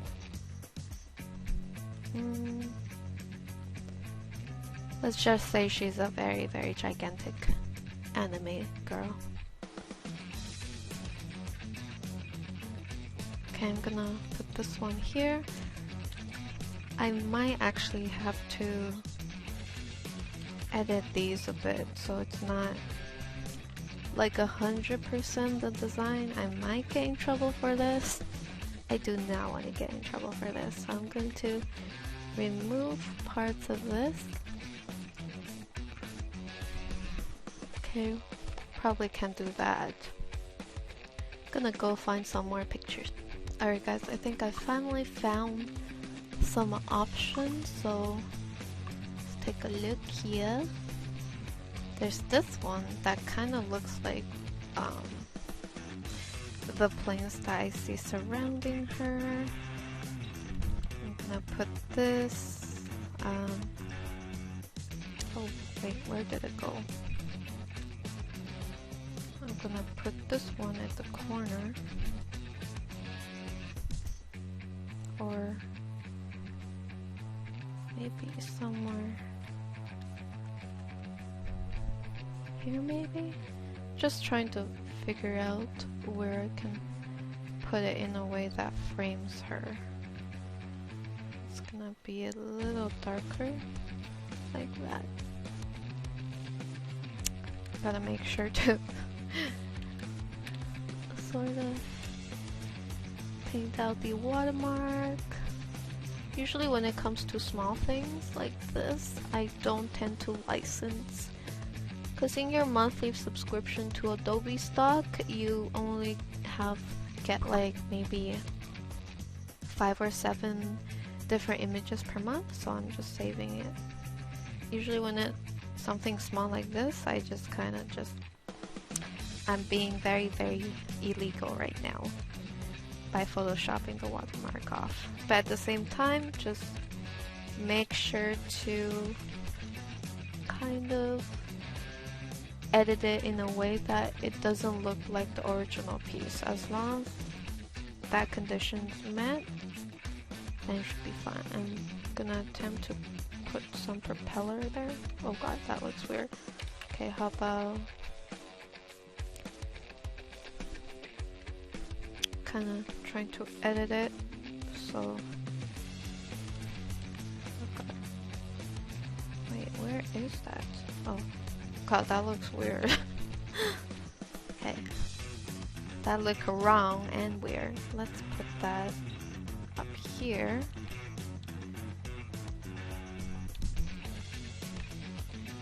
Yeah, something like that.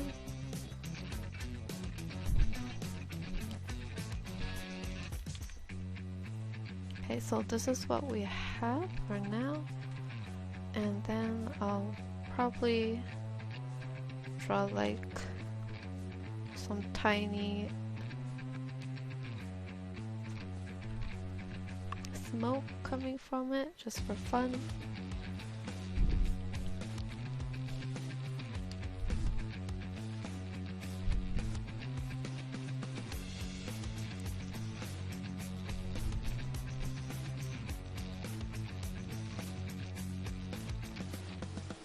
And gradually get bigger and bigger, like that. This is my lazy effort, but I think should be good for now. And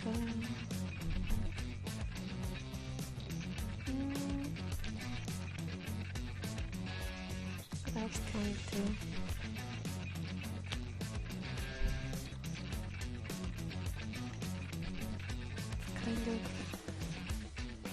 Make this a little darker in the center and gradually get lighter. And I'm gonna see if I can do a little bit of a cloudish, a little bit of, I'm not sure if this works or not. We'll see.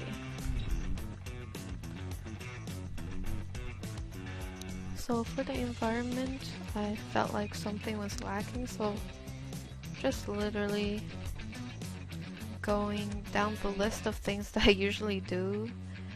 Clouds, particles, background elements to see if it works. I mean, to be honest, I feel like a bit of cloud in the background does fill in the space. However,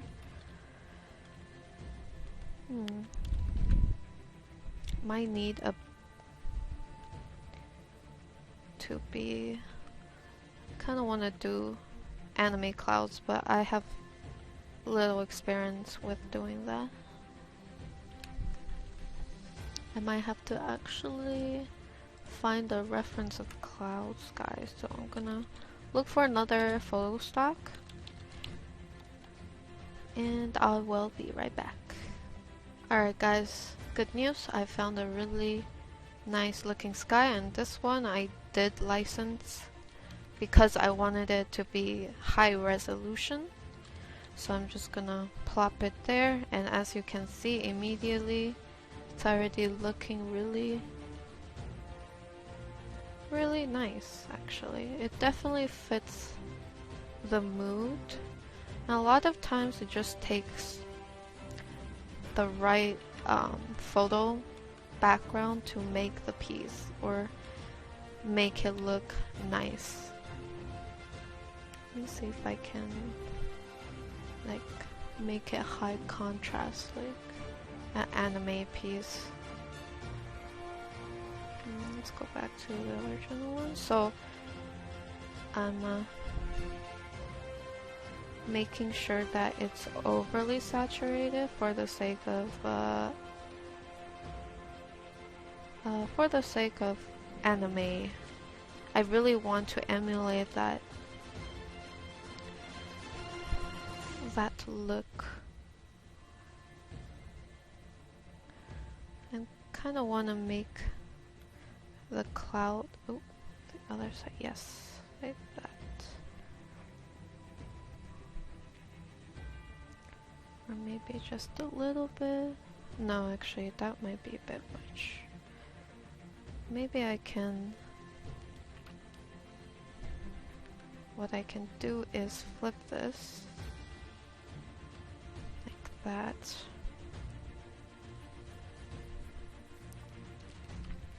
Okay. Play around with the photo stock and maybe have a bit of... Actually, no, it's, I'm not really sure if this looks... maybe like that? And then I will copy paste a bit of that cloud on the other side. And I'm gonna put it there.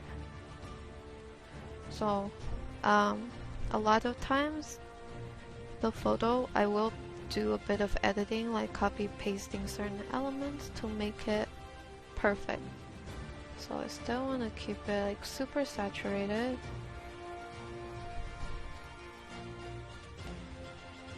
Okay. Because of that, the smoke became... Yeah, let's do that. And also because of that, the hair now needs a bit of work, especially the one here. It's a little too bright, so I'm gonna tone it down.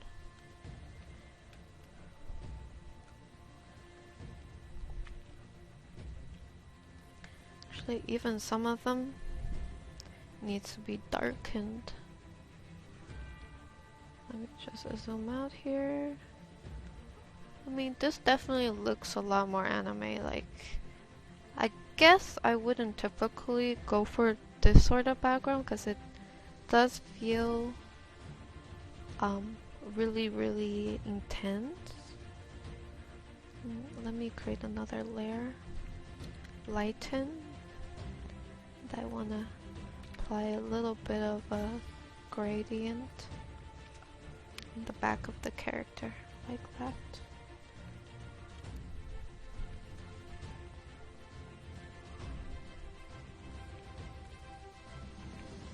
Okay, I'm gonna save.